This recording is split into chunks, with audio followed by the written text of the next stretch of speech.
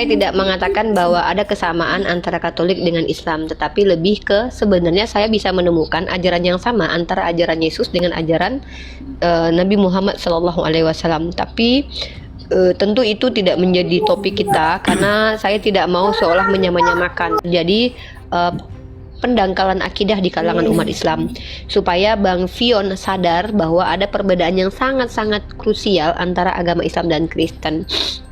Oke, di sini my brother Fion boleh bertanya tentang agama Islam, tapi saya tidak perlu Bang Fion menjelaskan agamanya. Khawatirnya Bang Fion bukan orang yang kredibel menjelaskan. Jadi seolah nanti saya memaksa. Jadi kalau Bang Fion adalah orang yang awam, saya mau Anda bertanya, tapi orang yang kredibel adalah orang yang sudah belajar tentang teologi, maka Anda berhak menjelaskan agama Anda dengan nanti saya tanggapi. Nah, di sini saya ingin mencoba menarik garis besar bahwa perbedaan Katolik dan perbedaan Kristen mayoritas dengan agama Islam itu sangat-sangat ketara sekali. Pertama, dari konsep ketuhanan. Islam adalah agama yang mengklaim mengikuti agama Abrahamik, agama Samawi, yang mana konsep ketuhanannya tidaklah sama dengan konsep ketuhanan agama-agama yang diklaim juga dari agama Samawi, yaitu agama Katolik dan Kristen. Kami tidak mengenal konsep Trinitas. Nah, dan kalau di agama Katolik, sejauh saya belajar, ada perbedaan dengan Protestan, tapi untuk konsep ketuhanan, Katolik dan Protestan itu sama saja. Sama-sama memiliki doktrin Tritunggal, kecuali buat Kristen-Kristen yang agak berbeda, yaitu pengikut ajaran Sabellian, pengikut ajaran monarki modalisme, dan juga pengikut ajaran-ajaran Arius. Tetapi kalau secara yang mainstream, Katolik dan Protestan itu sama saja memiliki ajaran doktrin Trinitas. Itu dari konsep ketuhanan. Kitab suci. Islam mengenal kitab suci yang full 1000% itu datang dari Allah tanpa bercampur dengan perkataan manusia, termasuk perkataan Nabi Muhammad SAW. Bahkan Nabi Muhammad berkata tentang dirinya pun itu adalah dikte dari Allah Subhanahu wa Ta'ala. Nah, begitu juga kalau kita lihat dalam Bible, sejauh saya belajar, Bible adalah kitab bercampur, kitab yang bercampur karena terkanun. Terkanun itu artinya apa? Distandarisasi oleh orang-orang yang sampai detik ini saya pun belum tahu siapa, tapi pihak gereja, konon katanya pihak gereja yang mengkanonisasi Bible, kemudian menyepakati bahwa itu adalah firman Tuhan. Tapi kalau secara esensi, tentu Bible tidak bisa dikatakan firman Tuhan keseluruhan, karena telah bercampur dengan tulisan-tulisan manusia seperti tulisan Paulus, tulisan murid-murid Yesus, konon katanya tulisan murid Yesus. Dan ada pendapat-pendapat orang dan juga ada dongeng di dalamnya, bahkan itu dikatakan oleh scholar kalian bukan oleh kami, dan bahkan ada ayat-ayat sisipan. Nah, jadi itu perbedaan. Mungkin ini terdengar menyakitkan, seolah-olah saya mungkin narasinya seolah menyerang agama Kristen, tapi bagaimanapun juga itu adalah statement yang kalau bisa silakan dibantah, tapi setahu saya memang tak akan terbantahkan, karena itu memang statement dari para scholar kalian. Nah, jadi Bible itu adalah kumpulan-kumpulan kitab-kitab yang diklaim sebagai perkataan Tuhan. Itu poin saya. Dan alhamdulillah saya bisa membuktikan bahwa ternyata memang banyak sekali distorsi dalam Bible, sehingga kami umat Islam tidak bisa menjadikan Biblos sebagai sandaran berkeyakinan. Karena apa? Karena kita tidak lagi bisa menentukan mana yang benar, mana yang salah dalam Biblos. Standarisasi mana benar, mana salah dalam Biblos itu tidak bisa kita deteksi menggunakan kaidah ilmiah. Pertama tentang konsep ketuhanan, yang kedua tentang konsep kitab suci, yang ketiga konsep kenabian. Dalam Islam kami mengenal orang-orang yang dipilih oleh Tuhan adalah orang-orang yang terpuji, maksum, terjaga dari perbuatan maksiat kecil dan maksiat besar, tapi bukan berarti luput dari kesalahan-kesalahan sebagai manusia. Tetapi dalam pemikiran umat Kristiani, selama kurang lebih hampir 6 tahun saya berdiskusi, rata-rata orang Kristiani menganggap bahwa nabi-nabi itu sama saja dengan manusia-manusia biasa yang gak ada bedanya. Bahkan kita bisa melihat bagaimana tertulis dalam kitabnya orang Kristen, orang-orang yang dinabikan seperti Abraham dipercaya berzina dengan budak, begitu juga dengan David yang dituduh sebagai orang. Kalau menurut kami itu tuduhan, menurut kalian itu keyakinan. Daud dikatakan mengambil istri orang, Salomo dikatakan sebagai orang yang berzina, kemudian Yakub dituduh sebagai penipu, kemudian banyak sekali narasi-narasi yang kami tidak sepakati, ya, yang tertuduh kepada para nabi-nabi yang kami muliakan. Sementara ada kontradiksi ketika nabi-nabi dikatakan sebagai manusia biasa yang penuh dengan dosa, kekejian, tapi Tuhan memilih mereka. Padahal doktrinnya bahwa Tuhan tidak bisa bersatu dengan manusia berdosa, tapi banyak nabi-nabi yang diselamatkan oleh Tuhan. Jadi agak-agak sedikit menimbulkan pertanyaan tentang doktrin. Maka di sini kali ini saya pribadi sebagai pendiskusi dari agama Islam ingin mengajak teman-teman non-muslim untuk secara jujur, terang-terangan berani membicarakan hal ini untuk kita jadikan bahan edukasi ke publik supaya kita mampu mencerdaskan anak bangsa agar tidak terdoktrin, agar tidak hanya mendapatkan informasi yang tidak jelas sumbernya, sehingga mereka tidak terselamatkan.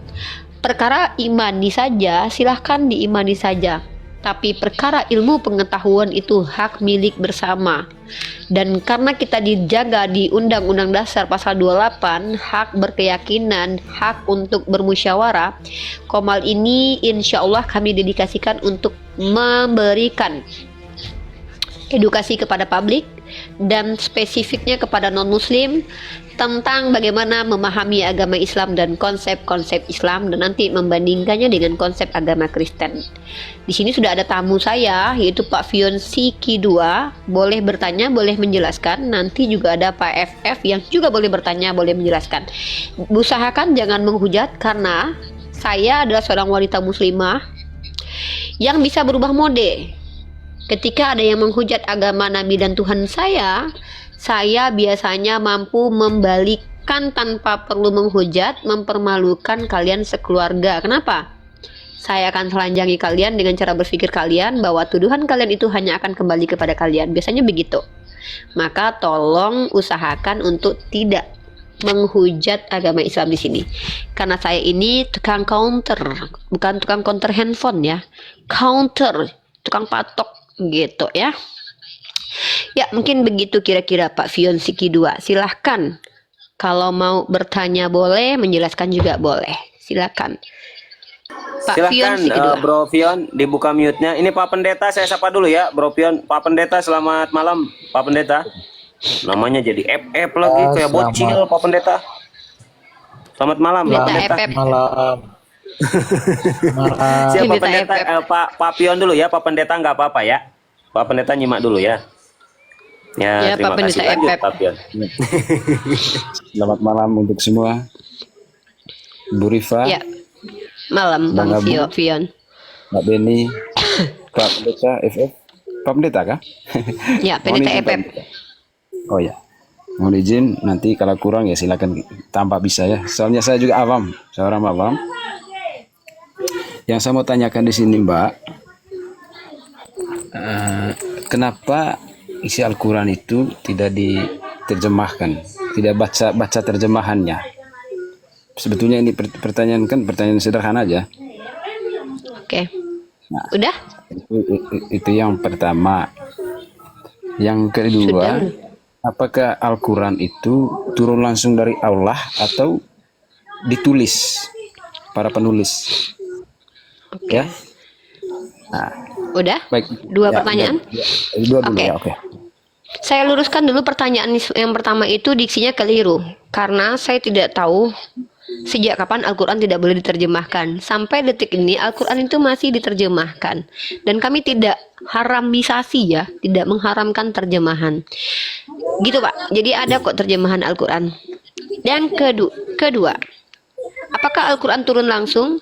Turun makna di sini, Pak. Turunnya Al-Quran itu bukan satu kitab buku gedebuk jatuh dari langit seperti air hujan. Tetapi Al-Quran itu selama 23 tahun lamanya berangsur-angsur diturunkan ayat-ayatnya sesuai dengan kebutuhan dan kepentingan untuk umat Islam pada waktu itu, dan apa yang Allah kehendaki untuk disampaikan berdasarkan situasi kondisi yang dialami oleh Nabi Muhammad SAW selama menjadi Rasul. Makanya contoh turunnya ayat pertama itu adalah surah surah Al-Alaq dari 1 sampai 5 kalau nggak salah ya. Gitu. Nah, jadi nggak satu kitab Pak yang turun. Nah, habis itu nanti malaikat Jibril pergi lagi, Nabi Muhammad pulang ke rumah istrinya. Lalu kemudian muncul lagi fase wahyu kedua, yaitu turunnya surah Al-Mudatsir ya. Kemudian turun terus begitu sampai selama 23 tahun Nabi saya menjadi seorang Rasul. Jadi bukan gedebuk gitu, nggak ada ya. Itu ditulis juga kan, Mbak ya? Nah, jadi kan Al-Quran itu kan adalah lafaz, Pak. Lafaz kalam ilahi yang dibawa malaikat Jibril. Malaikat Jibril ini bergelar Rasul juga loh, Pak. Contoh kayak saya nih, saya memberitakan kabar. sampaikan kepada Abuya bahwa ternyata Abuya memenangkan hadiah 5 miliar Uni Rifa. Oke, karena saya orang amanah, saya mengutip perkataan orang menyampaikan tanpa menambahi mengurangi. Tadi bagaimana diksinya? Sampaikan ke Abuya bahwa Abuya mendapatkan hadiah 5 miliar. Saya sampaikan kepada Abuya, Assalamualaikum. Waalaikumsalam Uni. Sampaikan kepada Abuya, Abuya mendapatkan hadiah 5 miliar. Apa Uni? Dari siapa Uni? Saya tampar Abuya, tepak. Sampaikan kepada Abuya, Abuya dapat hadiah 5 miliar. Apa maksudnya Uni? Tepak. Sampaikan kepada Abuya, Abuya dapat hadiah 5 miliar. Oh, Uni ini memang jujur dia nih, nggak mau nambahin kata-kata dia nih. Memang seperti itu yang dilafazkan sama panitia nih. Karena dia nggak mau nambahin, nggak mau ngurangin, akhirnya dia nggak ngejelasin. Oh, Masya Allah. Saya mengerti Uni, terima kasih Uni. Informasinya luar biasa Uni, amanah. Gitu. Inilah ilustrasi yang terjadi ketika malaikat Jibril menyampaikan Iqra bismi rabbikal ladzi khalaq. Ana bikiraati Abu ya. Ana bi apa? Ma'ana Malaikat Bikori. Jibril Ma'ana bikori.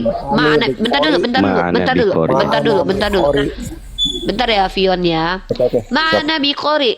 Dipeluk sama malaikat Jibril. Lepaskan kembali. Iqra bismi rabbikal ladzi khalaq. Ma'ana bikori. Nabi Muhammad normal dong manusia. Masa dia harus bilang, siapakah engkau malaikat? Lah, lu nanya tapi lu udah tahu kalau gue malaikat. Ketepak nanti kan, nggak mungkin. Nah, jadi Nabi Muhammad naturalnya itu betul-betul manusiawi banget. Dia bertemu dengan sosok yang tidak menambahkan, tidak mengurangi perkataan Tuhan. Bahkan malaikat Jibril tidak menambahkan, tidak mengurangi. Inilah yang disebut dengan esensi sebagai seorang rasul, mengutipkan sama persis apa yang Allah sampaikan. Ketika beliau memahami apa maksud dari malaikat Jibril, beliau pulang ke rumah istri, beliau merasa gelisah karena apa yang beliau alami bukan hal yang mudah untuk ditelaah secara pemikiran normal. Kemudian datanglah beliau, karena beliau adalah orang yang cerdas, beliau adalah orang yang tidak berbuat bersangka buruk ya. Beliau juga kemudian istrinya memberikan masukan bahwa engkau bukan orang jahat, engkau bukan orang yang memutus silaturahim, justru engkau menyambung silaturahim. Bagaimana mungkin Tuhan berkeinginan sesuatu yang buruk terjadi kepadamu? Ini logika atau psikologi ya. Nih kalau sorry aku bilang nih psikologi. Aku kalau ada orang bilang, oh, Rifa, tadi aku dikejar hantu. Aku bingung. Apa alasan kau dikejar hantu? Kau sholat rajin. Kau sering bersedekah. Ngapain kau dikejar hantu? Kecuali kau ngambil sesuatu dari hantunya. Nah, berarti itu bukan hantu. Nah, berarti apa? Jangan-jangan ada ustadz yang mau ngasih kau duit, dia pakai baju putih, lari kau. Makanya kau dekati dulu, kan gitu tuh. Naluri manusia tuh. Maka secara psikologi, Sayyidah Khadijah itu adalah orang yang sangat-sangat akademis sekali. Ketika seseorang menyampaikan kabar sodik, dia tahu kredibilitas orang ini. Mustahil kamu itu membawa kabar bohong, karena kamu nggak pernah berbohong seumur hidup. Kamu orang yang jujur. Nah, inilah kisah tentang turunnya wahyu Al-Quran kepada Nabi Muhammad SAW. Dan saya ilustrasikan supaya kalian tahu bahwa apa yang terjadi itu natural, bukan dibuat-buat, diada-adakan. Nggak ada ceritanya. Rifa, siapakah engkau malaikat? Lah, lu udah tahu gue malaikat, masih lu nanya, gue kepret. Nah, itu kan dibuat-buat. Cerita yang dibuat-buat kan, cerita yang anakronisme gitu loh. Katanya dia lagi nanya, kamu siapa malaikat? Lah, dia udah tahu kalau itu malaikat. Ya kan? Jadi itu tidak masuk akal. Tapi kalau cerita tentang tentang wahyu pertama turun, itu sangat-sangat naluriah sekali sebagai manusia. Dan mustahil hal sesempurna itu diada-adakan oleh Muhammad ibnu Abdullah hanya untuk mencari keuntungan pribadi. Begitu. Wallahu a'lam bishawab. Silakan ditanya kembali. Oke. Baik, Mbak. Itu tadi berarti malaikat Jibril yang menyampaikan itu ya ke Muhammad. Yes. Ya, Muhammad sallallahu alaihi wasallam. Berarti Muhammad kan posisinya manusia. Ya, Mbak ya? Yes. Nah, terus kok dia melihat itu malaikat? Sementara malaikat ini kan dalam artian malaikat ini tidak terlihat dia. Bagaimana bisa terjadi itu? Malaikat kan makhluk. Kalau malaikat berubah dari makhluk menjadi, iyalah kan bukan kholik.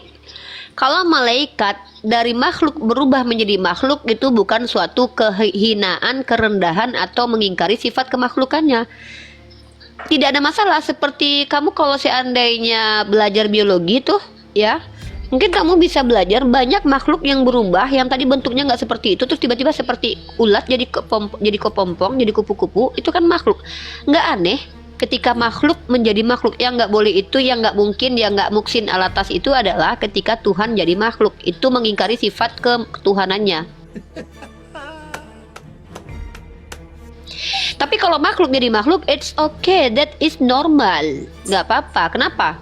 Ya, malaikat diberi kemampuan untuk berubah jadi manusia, apa salahnya?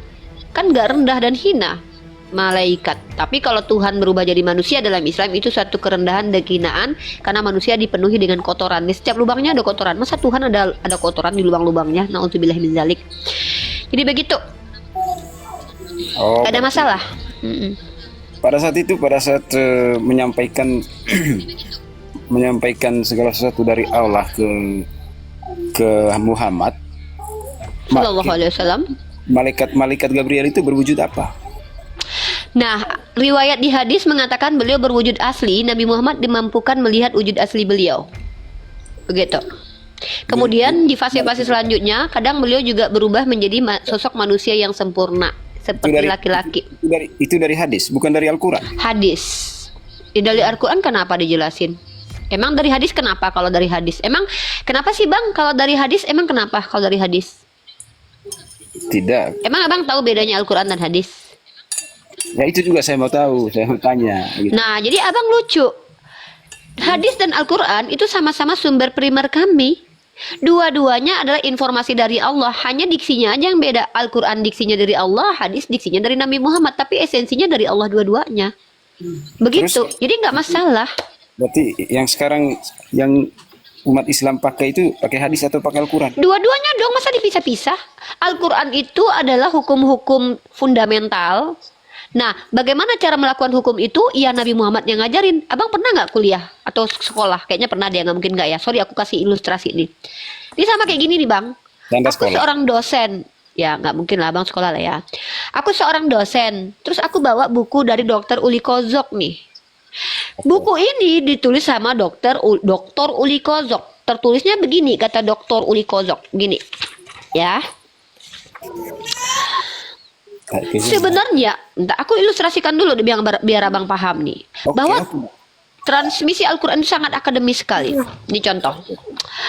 Sebenarnya kontroversi dari buku ini justru berasal dari surat-surat nomensen sendiri yang ditunjukkannya kepada lembaga yang mengirimnya. Nah, saya mengutipkan perkataan Dr. Uli Kozok. Itu namanya apa? Kalam Uli Kozok. Nah, karena saya seorang guru, murid-murid saya tidak kenal sama Uli Kozok. Mereka anak-anak baru tahu buku ini buku apa. Maka saya jelaskan ke mereka. Anak-anakku, maksud perkataan Pak Dr. Uli Kozok, dulu nomensen itu punya yang namanya lembaga, anak-anakku. Nah, apakah yang saya ucapkan itu perkataan Dr. Uli Kozok? Tidak. Perkataan saya yang berdasarkan ajaran dari Dr. Uli Kozok.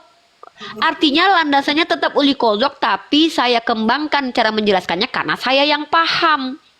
Maka begitulah ilustrasinya. Al-Quran perkataan Allah, hadis penjelasan Nabi Muhammad bagaimana cara memahami Al-Quran. Kenapa? Karena tidak semua orang pintar seperti Nabi Muhammad yang langsung menangkap maksud Allah.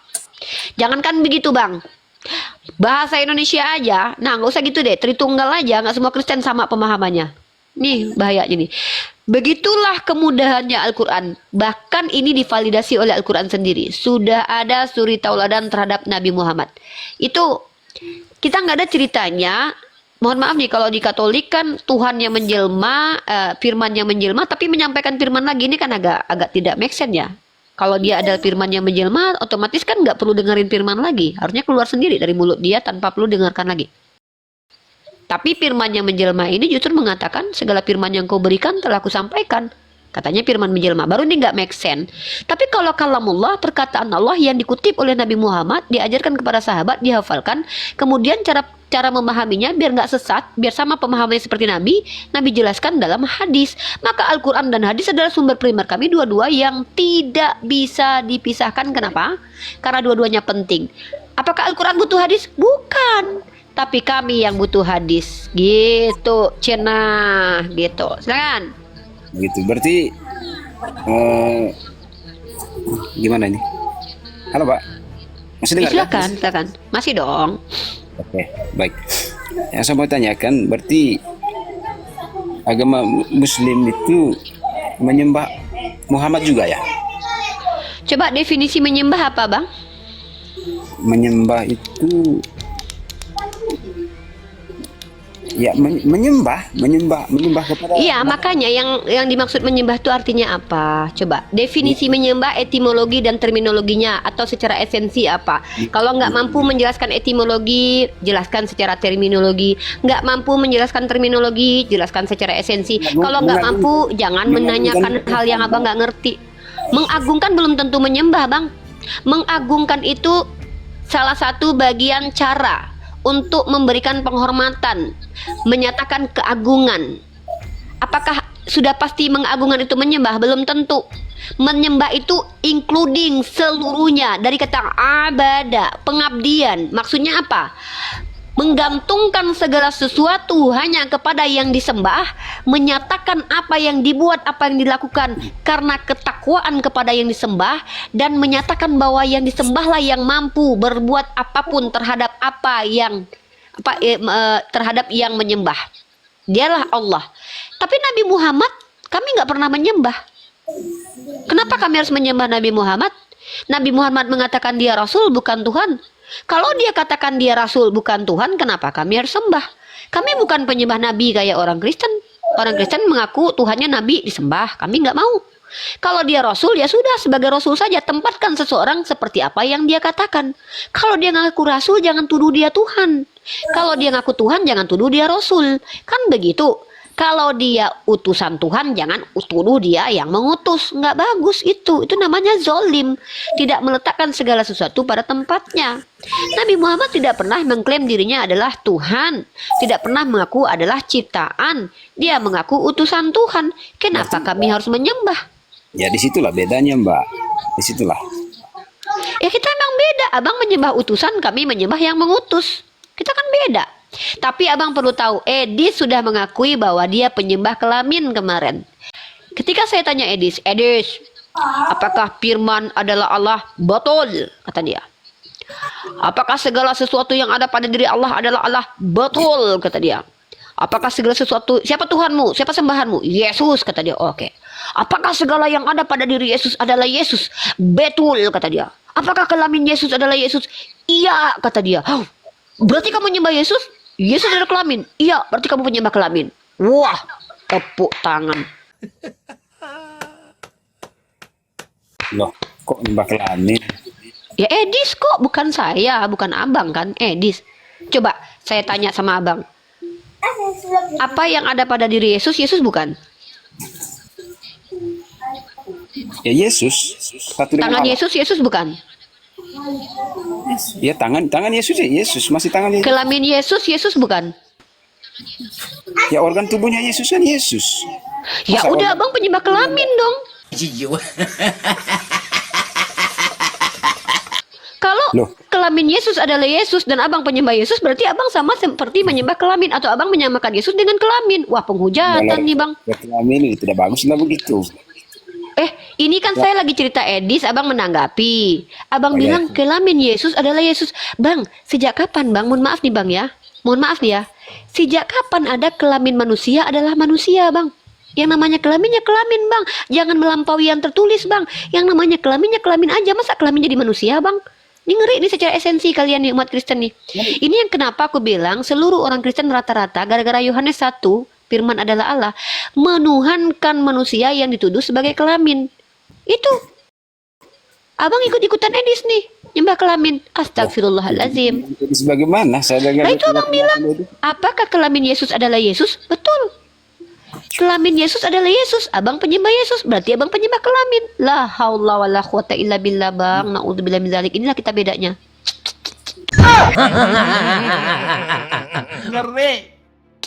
Kok cara berpikirnya begitu sih? Lah, coba abang tanya sama saya, apakah kelamin Unirifa adalah Unirifa? Coba tanya gitu.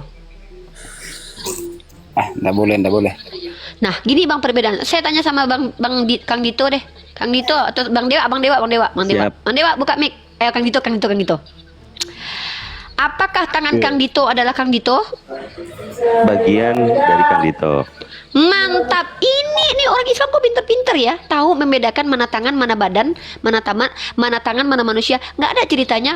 Apakah tangan adalah manusia? Iya, bahaya bang. Nanti kalau tangannya diamputasi, dikubur, dikira itu yang dikubur manusia loh.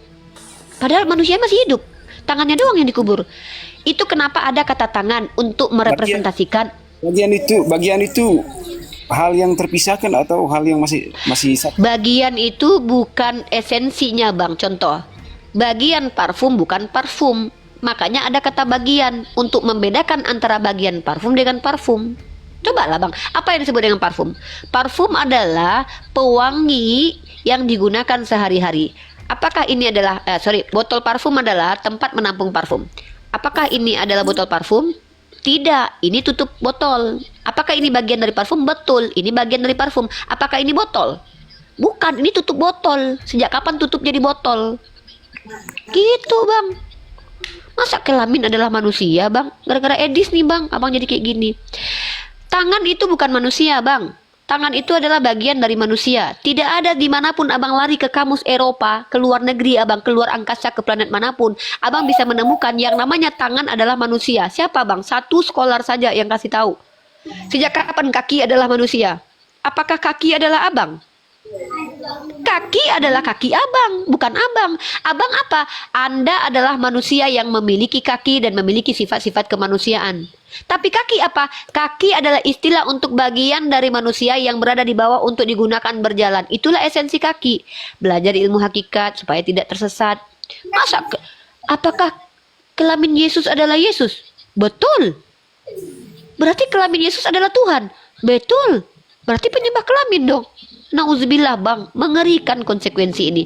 Hati-hati dalam, jangan merusak peradaban. Berhentilah dari merusak istilah-istilah yang tidak pernah dipakai di kamus manapun. Kenapa ada kata tangan? Untuk mendefinisikan salah satu alat. Itu yang namanya apa bang? Dalam ranah bahasa Indonesia, apa esensi ilmu hakikat namanya. Gitu ya. Nah jadi teman-teman perhatikan, kenapa saya katakan Edis penyembah kelamin? Karena memang Edis yang mengakui bahwa kelamin Yesus adalah Yesus. Sementara Edis penyembah Yesus, otomatis dia penyembah kelamin. Na'udzubillah min zalik. Maka yang terbukti menghina Tuhannya orang Kristen adalah apologetnya sendiri, termasuk abang kita ini. Ya mudah-mudahan beliau sadar lah kalau itu salah. Silakan abangku. Menghina. Loh, Ya, mengatakan Tuhan itu kelamin dosa loh bang. Masa Tuhan dikatain kelamin? Siapa yang katakan kelamin? Lah tadi abang bilang kelamin Yesus. Gimana sih, kok lupa? Kelamin Yesus ya bagian dari Yesus. Nah itu baru benar, tadi nggak kayak gitu. Tadi gimana coba? Apa telinga saya budek? Enggak, di sini ada 1, 2, 3, 4, 5 dan 1,6 juta jiwa. Salah bahasanya tadi. Nah alhamdulillah abang sadar, masya Allah. Ini yang saya mau. Saya mau orang Kristen di hadapan saya itu sadar dan tidak bertahan dari kesalahan. Allahu Akbar.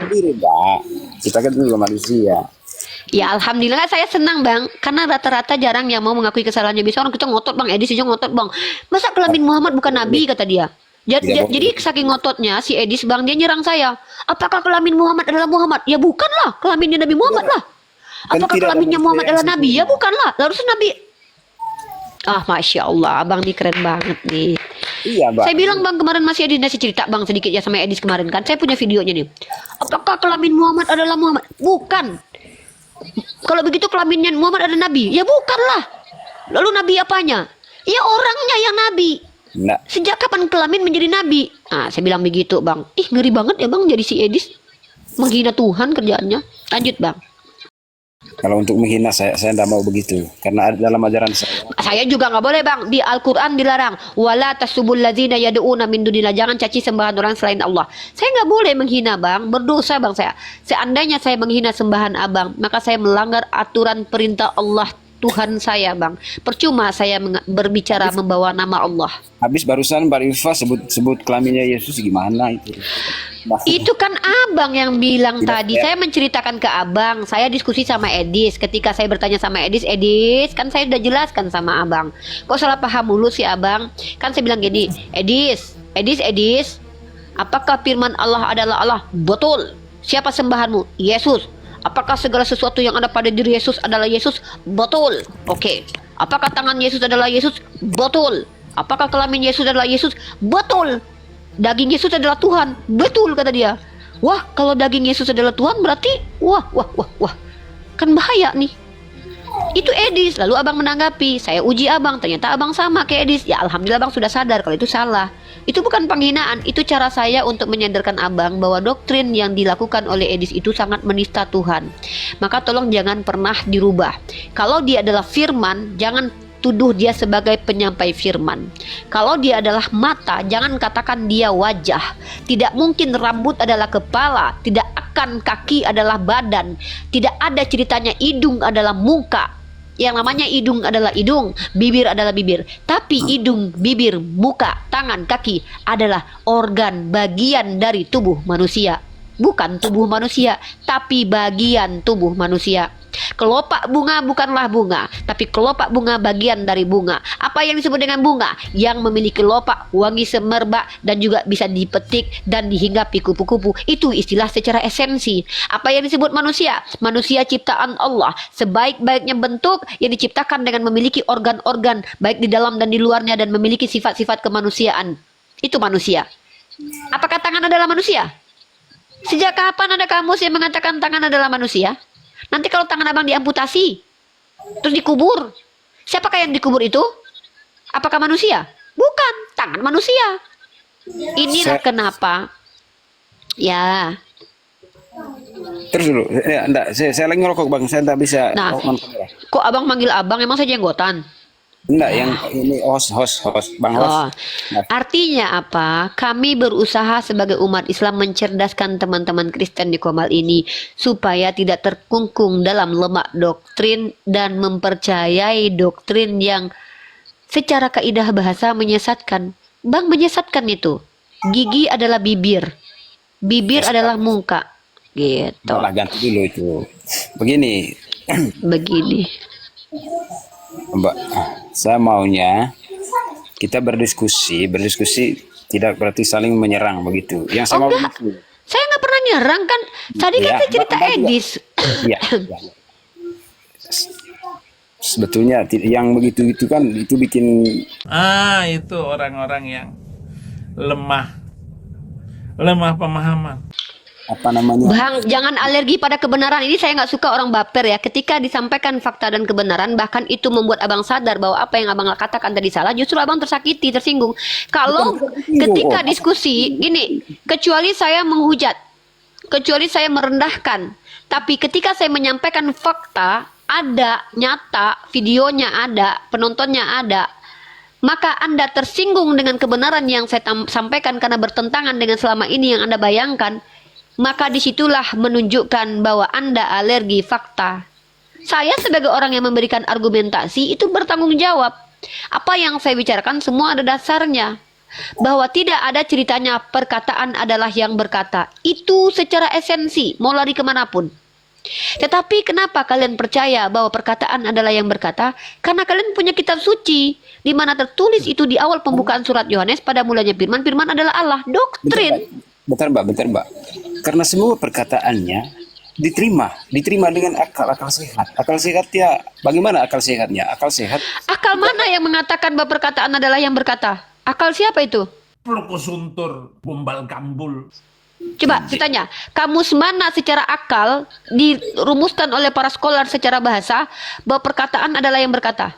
Firman yang disampaikan oleh Yesus itu baik adanya. Kenapa baik? Karena diterima dengan. Kok lagi? Kan gak nyambung.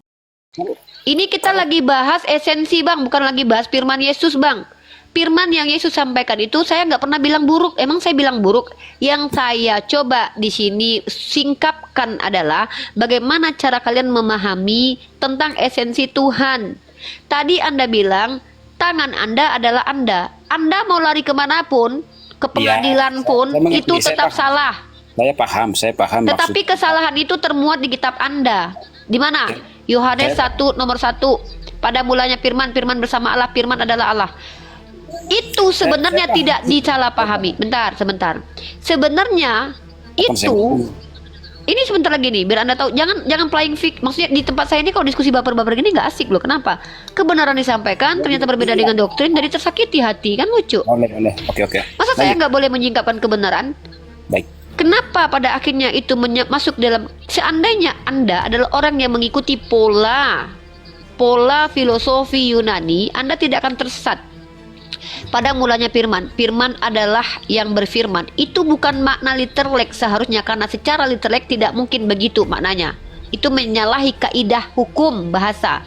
Tapi kalau dipahami secara filosofis, orang yang intelek paham maknanya itu. Apa? Karya Rifa adalah Rifa. Itu bukan berarti karya Rifa itu menjelma menjadi Rifa, tidak. Tapi karya Rifa adalah Rifa. Karya saya itu adalah gambaran dari kepribadian saya. Jadi kalau kita menggunakan bahasa sastra yang tinggi, perkataan Rifa adalah Rifa, itu bisa diterima dalam makna filosofi, bukan makna harfiah. Karena makna harfiah tidak bisa diterima. Tapi kalau dikatakan, perkataanmu adalah dirimu sendiri loh. Apa maksudnya itu? Setiap kita berbicara itu mencerminkan kepribadian kita. Itu makna yang keren tuh. Tapi ternyata umat Kristiani, mohon maaf, saya tidak tahu hermeneutik apa yang digunakan, justru memaknai himne Plato ini sebagai teks letterlek. Akhirnya apa? Besalahan. Masa yang perkataan adalah yang berkata? Air ludah adalah yang bibir, gitu kan, begitu. Dan jadi gitu Bangku, silakan Anda bertanya lagi, daripada Anda merasa tersakiti pada saya menyampaikan apa yang benar. Ya, kalau menurut Anda saya salah, bantah saja Bangku. Bukan tersakiti. Karena apa? Kita rasa damai dengan keimanan kita. Kenapa ini rasa tersakiti? Loh, di sini kan diskusi Bang di sini. Ya, Kalau diskusi itu kan kita perkara benar dan salah, bukan perkara baik dan buruk Bang. Kalau baik dan buruk Bang di tempat ibu PKK aja Bang, saling menjaga perasaan Bang. Kalau di tempat ibu PKK ya Bang ya, menjaga perasaan tuh Bang. Ya, menjaga perasaan, jangan tersinggung kawan-kawannya. Kita nggak lagi gitu Bang, kita lagi dialog. Dialog itu membongkar kebenaran dan ketidakbenaran. Tidak mengenal perasaan kebenaran itu apabila disampaikan Bang. Silakan. Tadi kan Mbak Rifa, arahnya Mbak Rifa tadi maksudnya kan bahwa Yesus itu kan Yesus manusia, kan begitu ya? Yes. Oke, baik. Kenapa kami percayakan Yesus itu Allah? Karena ada Kenapa? di dalam Bible sudah Di mana tertulis. itu? Di mana Yohanes. tertulis? Yohanes berapa? Yohanes, akulah Ya. Akulah, aku dan Bapa. aku dan Bapa adalah satu. Iya. Satu apa? Satu apa? satu hakikat Allah. Oke, hakikat Bapa seperti apa? Hakikat Yesus seperti apa? Coba jelaskan. Silakan. Kalau memang sehakikat. Hakikat Allah disebut Yesus karena semua firman dari Allah disampaikan melalui Yesus. Yesus itu firman. Semua perkataan Allah melalui Yesus. Segala berita. Hakikat tahu nggak sih Bang arti hakikat? Lagi-lagi ini misunderstanding. Hakikat tahu nggak arti hakikat? Aduh. Arti hakikat tahu artinya apa? Coba Abang pahami dulu. Coba jelaskan ke saya sejauh pemahaman Abang biar kita samakan persepsi ini. Takutnya saya memahami lain, Abang memahami lain. Definisi hakikat itu apa Abangku? Mbak dulu. Mbak Rika Oke. dulu. Hakikat itu dari bahasa Arab artinya hak, benar. Maka hakikat secara definisi adalah keadaan sebenar-benarnya tentang sesuatu. Kalau kita cross check dan lihat bagaimana keadaan sebenar-benarnya tentang Bapa yang diperkenalkan Yesus, roh. Apakah dia memiliki sisi kemanusiaan? Tidak. Apakah dia berkelamin? Tidak. Apakah dia mati? Tidak. Di mana Unrifa tahu? Bagi kita hanya ada satu Allah, yaitu Dia yang di surga. Ya, Dia di surga. 1 Timotius pasal 6 nomor 16, tidak ada yang bisa melihat dia, tidak ada yang pernah melihat dia. Lagi Yesus menjelaskan, Dia yang mengutus aku, suaranya belum pernah kalian dengar, rupanya pun belum pernah kalian lihat. Itulah keadaan sebenar-benarnya tentang Bapa atau istilah untuk sembahan yang diperkenalkan oleh Yesus. Itu hakikat Bapa. Lalu hakikatnya Yesus apa? Hakikat Yesus manusia. Apakah mereka bisa dikatakan sehakikat? Ya enggak lah. Yang bisa dikatakan sehakikat adalah Anda dan saya. Apa hakikat kita? Sama-sama manusia. Kecuali Anda siluman, baru kita beda. Anda mutan nggak? Kalau mutan beda, kita nggak sehakikat. Anda manusia, saya manusia, sehakikat. Sehakikat manusia. Lah, emang Yesus dan Bapa sehakikat apanya? Kalau dikatakan Yesus itu aku dan Bapa satu, abang baca Yohanes 17 nomor 21 deh. Supaya mereka menjadi satu.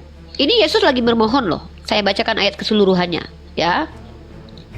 Boleh. Nah, abang baca Yohanes 17 nomor 20 sampai 21. Ini penting buat abang, biar abang paham Biblos. Ya, saya hanya membantu abang, bukan ngajarin. Tapi karena mungkin saya lebih sering baca Bible daripada abang, mungkin saya lebih tahu. Mohon maaf, tanpa merendahkan. Mungkin abang punya kesibukan. Iya, nggak apa-apa. Abang punya kesibukannya lebih, maka Allah mengizinkan saya diutus kepada Anda untuk mengajarkan ada hal yang mungkin Anda belum tahu dalam kitab Anda. Baik. Dan bukan untuk mereka ini saja aku berdoa, tetapi juga untuk orang-orang yang percaya kepadaku oleh pemerintahan mereka, supaya mereka semua menjadi satu. Apa iya bang, murid-murid Yesus jadi satu hakikat semua dalam artian mereka kemana-mana dempet-dempet satu? Enggak bang. Ternyata di situ supaya mereka semua menjadi satu, sama seperti engkau dan engkau ya Bapa di dalam aku dan aku di dalam engkau, agar mereka juga di dalam kita, supaya dunia percaya bahwa engkau lah yang telah mengutus aku. Ya, jelas-jelas Satu. di situ. Ya kalau abang bilang Yesus dan Bapa satu artinya satu hakikat, berarti murid-murid Yesus juga Tuhan lah, Allah lah kalau gitu. Karena juga diminta sama Yesus untuk supaya menjadikan muridnya satu seperti Yesus dan Bapa satu. Kan Allah yang tidak terlihat itu kan melalui Yesus. Biar kita bisa lihat. Nggak. Gini, poinnya tadi adalah abang mengatakan aku dan Bapa satu, artinya Yesus itu adalah Allah. Kan itu poinnya. Kalau memang seperti itu, berarti Yesus sedang meminta kepada Bapa untuk menjadikan murid-muridnya juga sebagai Allah. Karena Yesus meminta supaya murid-muridnya satu di dalam Dia, supaya Dia satu seperti Allah Bapa dan Dia. Kalau kami umat Islam bisa menjelaskan ini. Satu yang dimaksud bukan satu ketiplek-keplek nempel, bukan, tapi satu tujuan. Ya itu yang dimaksudkan Yesus, satu tujuan, satu arah. Ya berarti Yesus bukan Allah lah. Masa gara-gara dia bilang aku dan Bapa satu dia jadi Allah? Berarti kan murid-muridnya juga jadi Allah nanti, karena satu juga sama Bapa. Nah, abang lihat lagi definisi satu, engkau dan Bapa satu. Barang siapa yang mengikatkan dirinya kepada Roh, maka dia menjadi satu dengan Allah.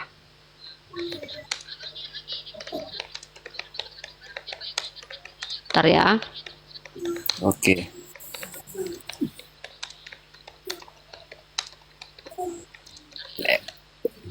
Ini saya lagi bukan ini loh, bukan mencomot-comot ayat, tapi ya kita bicara definisi satu.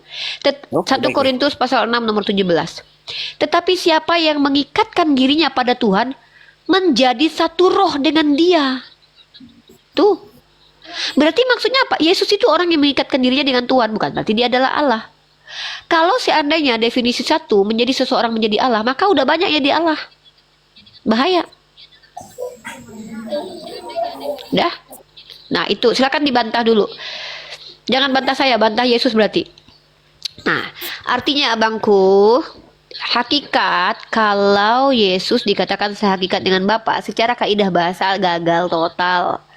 Karena hakikat itu artinya keadaan sebenar-benarnya tentang sesuatu. Contoh, apakah Uniriva sehakikat dengan Mahadewa? Ya, segi kemanusiaan, tapi segi genre tidak. Karena Uniriva sehakikat dengan istrinya Mahadewa secara genre.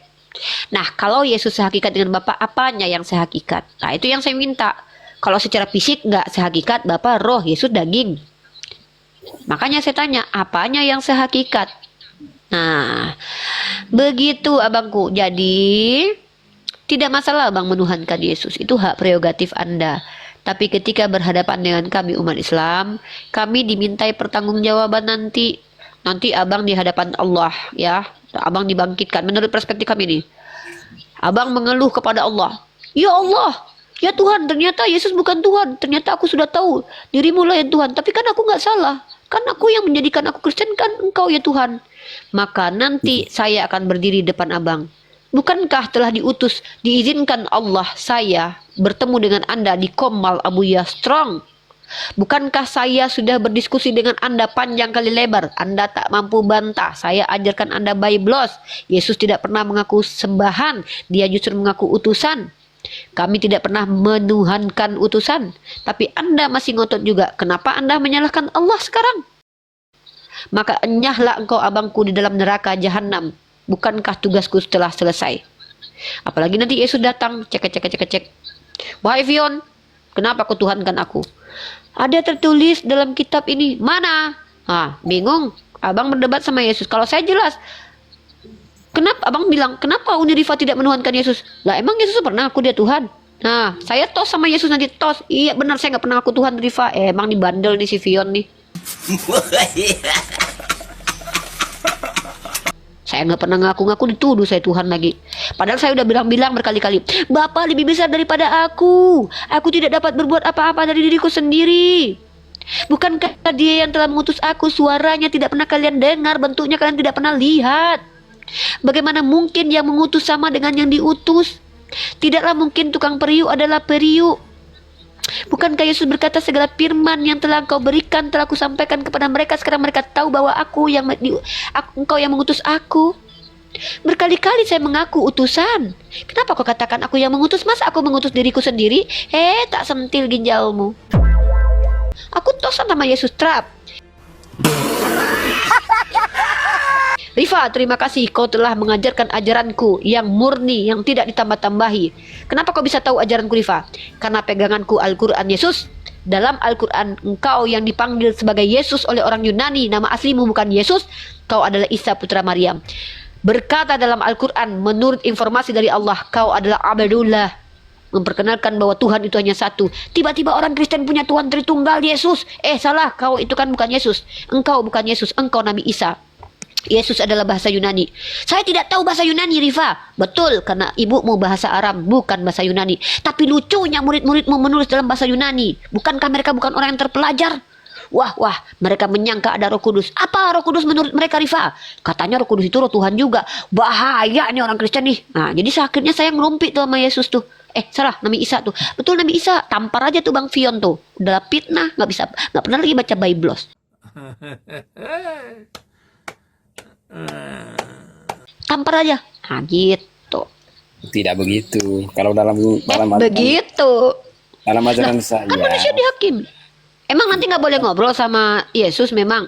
Bukankah abang baca dalam Matius 7 nomor 21 dia akan turun kedua kali lalu berkata, tidak setiap orang yang memanggil aku Tuhan, Tuhan masuk ke dalam kerajaan Allah, melainkan yang mengikuti perintah Bapa. Perintah Bapa mana yang telah abang ikuti sebagai Kristen?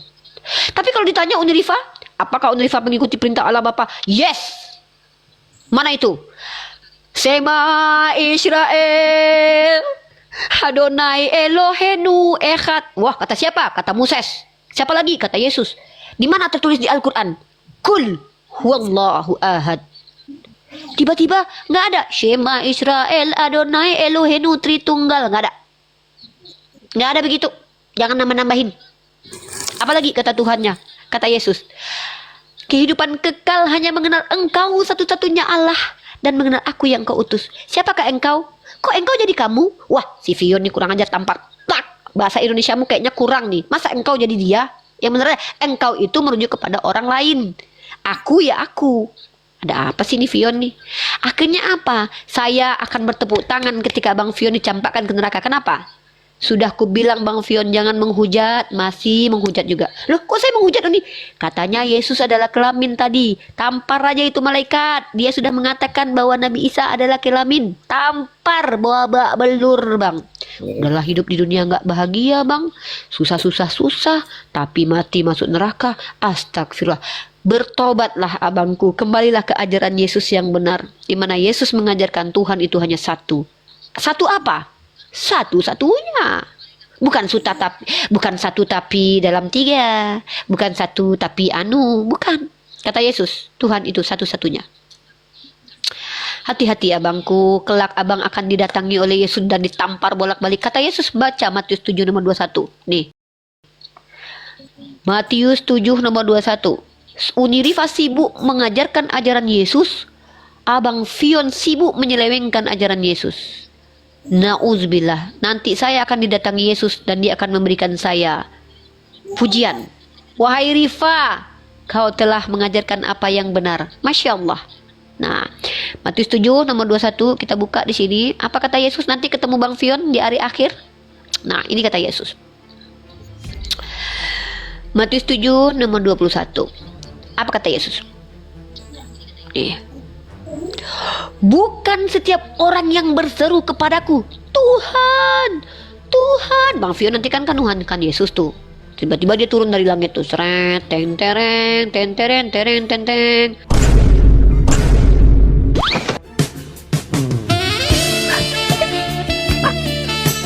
Dikejar sama Bang Fion. Aku santai aja jalan. Tuhan, Tuhan, haleluya. Aku jorok ini, cek apaan sih lu nyanyi-nyanyi? Masya Allah.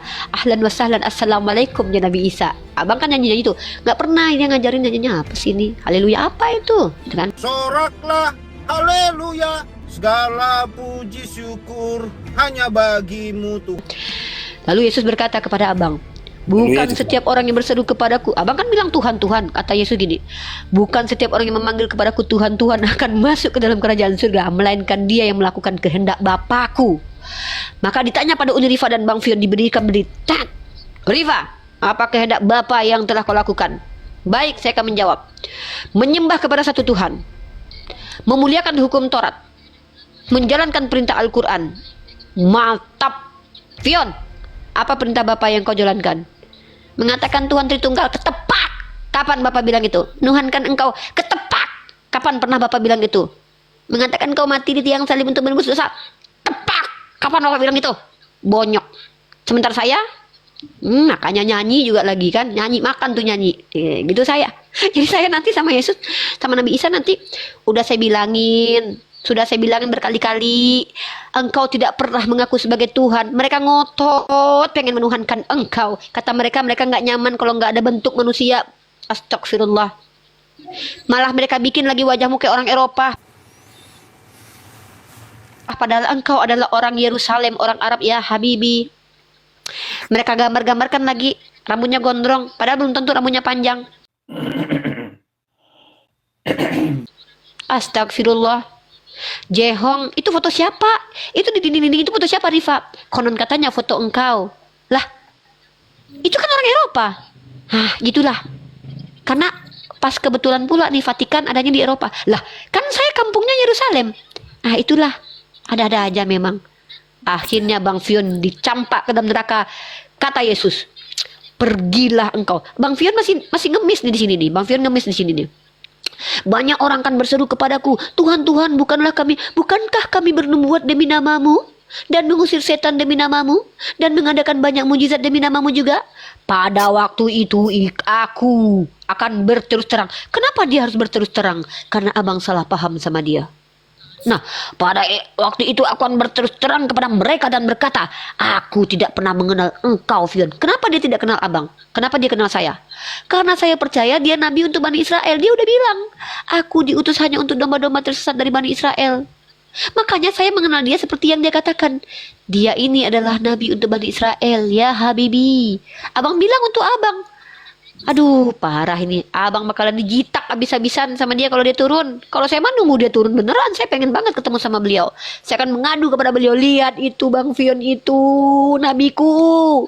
Dia menuduh dirimu telah mengaku sebagai sembahan. Mengatakan engkau ditelanjangi di tiang salib. Padahal engkau adalah kesayangan Allah. Diangkat dan turun lagi. Hajar dia. Ditombak. Jep. Digantung. Saya yang nyanyi. Begitu. Mbak Rifa boleh jelaskan di Injil Yohanes bab 14 ayat 6. Injil Yohanes 14 ayat 6. Abang nanti kita bahas antikristus ya. Apakah Uni Rifa antikristus atau Bang Fion dan istrinya lah antikristus, saudara-saudara? Kita akan melihat sebentar lagi. Baca dulu. Oh iya, ini ayat favorit saya nih. Akulah jalan dan kebenaran dan hidup. Tidak ada seorang pun yang datang kepada Bapa kalau tidak melalui aku. Rifa, apakah kau percaya Isa Al-Masih jalan kebenaran dan hidup? Yes. Sudah jelas, itu sudah Tapi jelas. kalau Jelas ditanya itu. sama Fion, ya, bentar saya tanya dulu sama Bang Fion. Bang Fion, benarkah abang percaya tidak ada yang sampai ke Bapa tanpa melalui Yesus? Apa jawaban abang? Ya benar. Abang menuduh Yesus berbohong. Kenapa?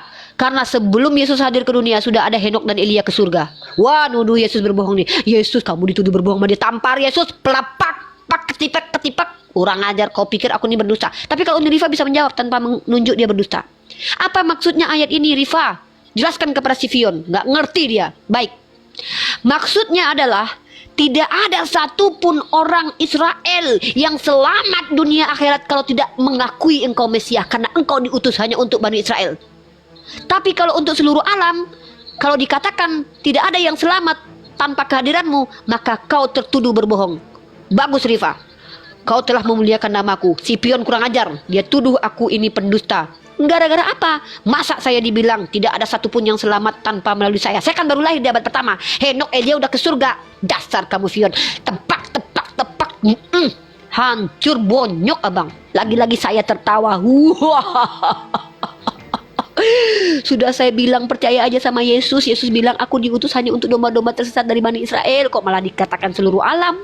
Udah tahu dia baru muncul di abad pertama. Dia kemudian pergi diangkat sama Tuhan yang Maha Kuasa gara-gara dia nggak diterima sama Bani Israel. Udah tahu dia bilang juga aku diutus hanya untuk domba tersesat dari Bani Israel. Malah dipaksa dia untuk seluruh alam. Bukankah Yesus sudah berkata kalau memang dia untuk seluruh alam, kenapa dia harus berkata masih banyak yang ingin aku sampaikan kepadamu, tetapi kalian belum sanggup untuk menanggungnya. Aku meminta kepada Bapakku untuk mengirim penolong lain.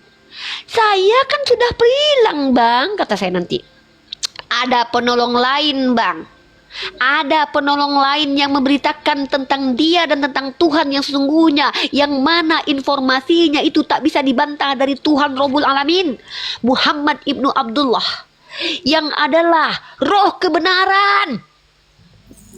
Kenapa begitu? Karena namanya ada Al-Amin, orang yang sidik menyampaikan pesan dari Allah tanpa pernah berdusta. Kenapa dikatakan roh? Ya karena dia belum hidup waktu itu, masih ada di Lahul Mahfuz, belum memiliki jasad. Wajarlah Yesus mengatakan dia roh. Jadi kalau seandainya saya di hadapan Yesus pakai kitab Bible kalian, aku lulus uji, tembus, aku tesisku selesai. Bang Fion ketampol bolak-balik. Fion, apa maksudnya itu? Akulah jalan kebenaran dan hidup. Tidak ada seorang pun yang datang pada Bapa kalau tidak melalui aku. Apa maksudnya? Ya pokoknya nggak ada yang selamat tanpa darahmu. Dasar, tonjok, jebul. Bohong kamu. Kamu pikir saya berbohong ya? Kamu pikir saya ngajarin kebohongan? Itu Henok Elia tuh sudah ke surga tahu. Saya belum lahir waktu itu. Hah? Jadi kamu pikir dia bukan orang, si Henok sama Elia? Itu orang, itu Henok Elia.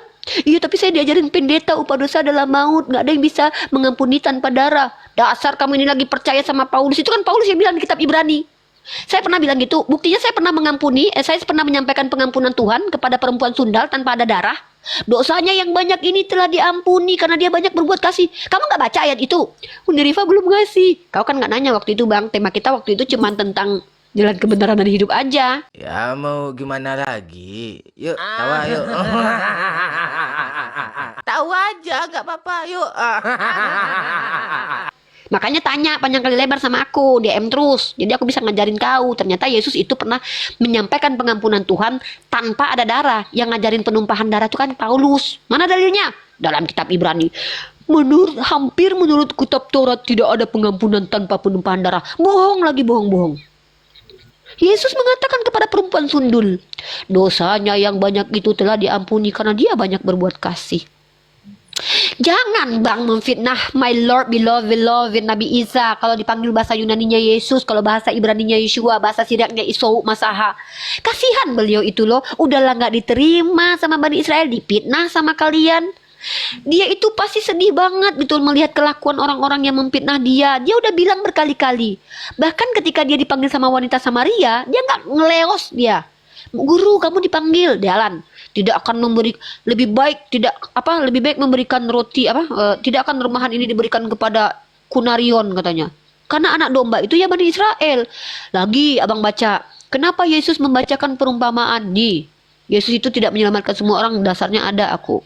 Ya. Kepadamu diberitahu tentang kerajaan surga, tapi kepada yang lain tidak. Pernah baca nggak ayatnya? Nanti kalau udah ketemu Yesus kita berdua, jangan lupa aku pernah bacain ayat ini loh. Ingat? Ya. Kepadamu diberitahu tentang kerajaan surga. Ingat ya, kami umat Islam percaya Yeshua HaMashiach adalah jalan kebenaran dan hidup. Yang namanya Nabi adalah jalan kebenaran dan hidup, dan kami bukan penyembah jalan, kami penyembah tujuan. Ya, kepadamu diberitahu tentang kerajaan surga, tapi kepada yang lain tidak. Mari kita baca ayatnya. Matius 13 nomor 11. Silakan dibuka. Tunggu dulu, aku baca dari semua dulu ya. Capek juga ngomongin lama-lama ya bang ya. Ntar ya bang hidup IHC dulu, biar panas sedikit, biar dingin. Matius 13 nomor 11. Murid-murid Yesus datang kepada Yesus. Maka, baca di ayat ke-10. Maka datanglah murid-muridnya dan bertanya padanya, mengapa engkau berkata-kata kepada mereka dengan bahasa perumpamaan? Apa jawab Yesus? Kepadamu diberi karunia untuk mengetahui rahasia kerajaan surga. Muridnya orang Israel. Nggak mungkin dia pakai bahasa Yunani. Ini murid orang Israel nih. Yang satu tukang cukai, nelayan. Masa pakai bahasa Yunani, dia bahasa penjajah pada waktu itu. Pasti dia lah pakai bahasa Ibrani. Kepadamu diberi karunia untuk mengetahui rahasia kerajaan surga, tapi kepada mereka tidak. Tiba-tiba ada Paulus yang mengaku bertemu dengan Yesus. Tuhan, siapakah engkau Tuhan? Akulah yang kau aniaya. Sejak kapan dia aniaya Yesus? Lalu tiba-tiba dikatakan sama orang yang mengaku bertemu dengan Yesus ini, saya diutus untuk Bani non-Israel yang tidak bersunat. Orang Yesus saja hidup 33 tahun ngajarin orang Israel. Nih, kepadamu diberi karunia untuk mengetahui rahasia kerajaan surga, tapi kepada mereka tidak. Tiba-tiba Yesus datang. Tiba-tiba Yesus berkata sama murid, jadikanlah semua bangsa muridku, sampaikanlah Injil ke seluruh makhluk. Padahal dia sendiri ketika ngajarin muridnya aja nggak semua ngerti ucapan dia. Tiba-tiba dia pula nyuruh muridnya ngajarin orang lain. Ini Yesus nggak bertanggung jawab, seolah-olah dituduh. Lagi-lagi iman dan doktrin Kristen menuduh Yesus yang terkasih, tercinta, aku cintai itu menjadi orang yang terhina nista. Hentikan Bang Fion. Abang masuk neraka hanya karena merendahkan Yesus. Abang percaya dia terkutuk karena Paulus mengatakan dia terkutuk. Tidak pernah umat Islam mengatakan bahwa dia terkutuk manusia mulia itu. Apa? Kata iblis mengutip kitab Mazmur. Jangankan celaka, terantuk batu pun tak diizinkan. Tiba-tiba dia ditombak. Kalian tiap tahun ngerayain. Yohanes 8 nomor 37 dikatakan yang menginginkan kematian Yesus iblis. Lah kalian menikmati kematian Yesus. Apa kalian gak lebih iblis daripada iblis? La haula wala quwata illa billah. Bang Fion, apa yang saya sampaikan ini ada dasarnya. Apakah tertolak dengan akal? Tertolak dengan hati? Kalau kebenaran itu tidak mungkin tertolak oleh akal dan hati, karena Tuhan memberikan informasi kepada manusia yang berakal dan berhati nurani. Tapi bagaimana dengan doktrin Kristen? Oke. Silakan ditambah, dibantah. Segala penjelasannya saya terima. Ya, saya tidak bantah karena itu menurut Mbak Rifa. Apa ini saya menurut Yesus? Kok menurut saya? Saya penyampai firman-Nya Yesus kan? Ya, sekarang kita bicara tentang apa namanya ya,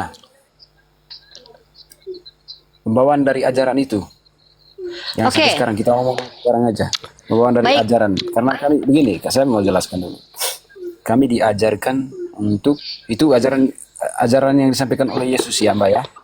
Gimana kami tidak percaya kalau segala ajarannya diterima dengan akal sehat? Mana yang masuk akal ajaran Yesus? Tunjuk satu saja. Yesus perspektif Bible ya. Mana? Satu saja. Yes. Ya, kalau yang hidup kita damai, kalau mau hidup kita tenang dan damai, janganlah apa ya? Nambahin firman Tuhan nih. Jangan nambahin firman Tuhan, Bang. Sampaikan saja firmannya, jangan abang bikin ayat baru, Bang. Nggak ada ayat begitu, Bang. Jikalau kita ingin hidup damai, saya belum pernah baca ayat itu di Bible. Di mana itu? Bacakan firman Tuhannya, Abang. Saya tidak katakan itu perkataan Yesus, tidak. Oh, jadi abang bawa ajaran siapa nih? Begini. Kalau bukan ajaran Yesus nggak haji, Bang. gini, Mbak Rifa, nggak boleh, jujur lah Mbak Rifa, jangan itu semua kan Mbak Rifa kan tahu itu isi Bible, Saya isinya ajarannya. tahu ajaran yang Ya, dituliskan oleh penulis kitab Anda mewakili Yesus ya. itu Sekarang tidak relevan. Contoh, kasihilah musuhmu. Itu menurut Abang ajaran benar. ya benar. Oke, musuh seperti apa yang perlu dikasihi, Bang, kata Yesus? Ya, ya Semua musuh. Saya juga belum menemukan ya tentang Nah, misi yang bagaimana. makanya, masa Yesus nggak selesai kalau ngajarin diserapkan, ajarannya sih? dengar dulu. Kalau diserapkan secara akal sehat, musuh itu ya yang berseberangan dengan kita, Oke. yang membenci kita, yang menyakiti kita, itu adalah musuh. Koruptor musuh nggak? Ya, Koruptor musuh. koruptor musuh. Ya, kalau untuk dalam ajarannya, koruptor itu tidak dijelaskan bahwa itu musuh. Ah, saya bingung nih definisi musuh menurut Yesus ini, sampai sekarang saya masih cari tahu nih musuh itu maksudnya apa gitu. Karena nggak ada penjelasannya di situ.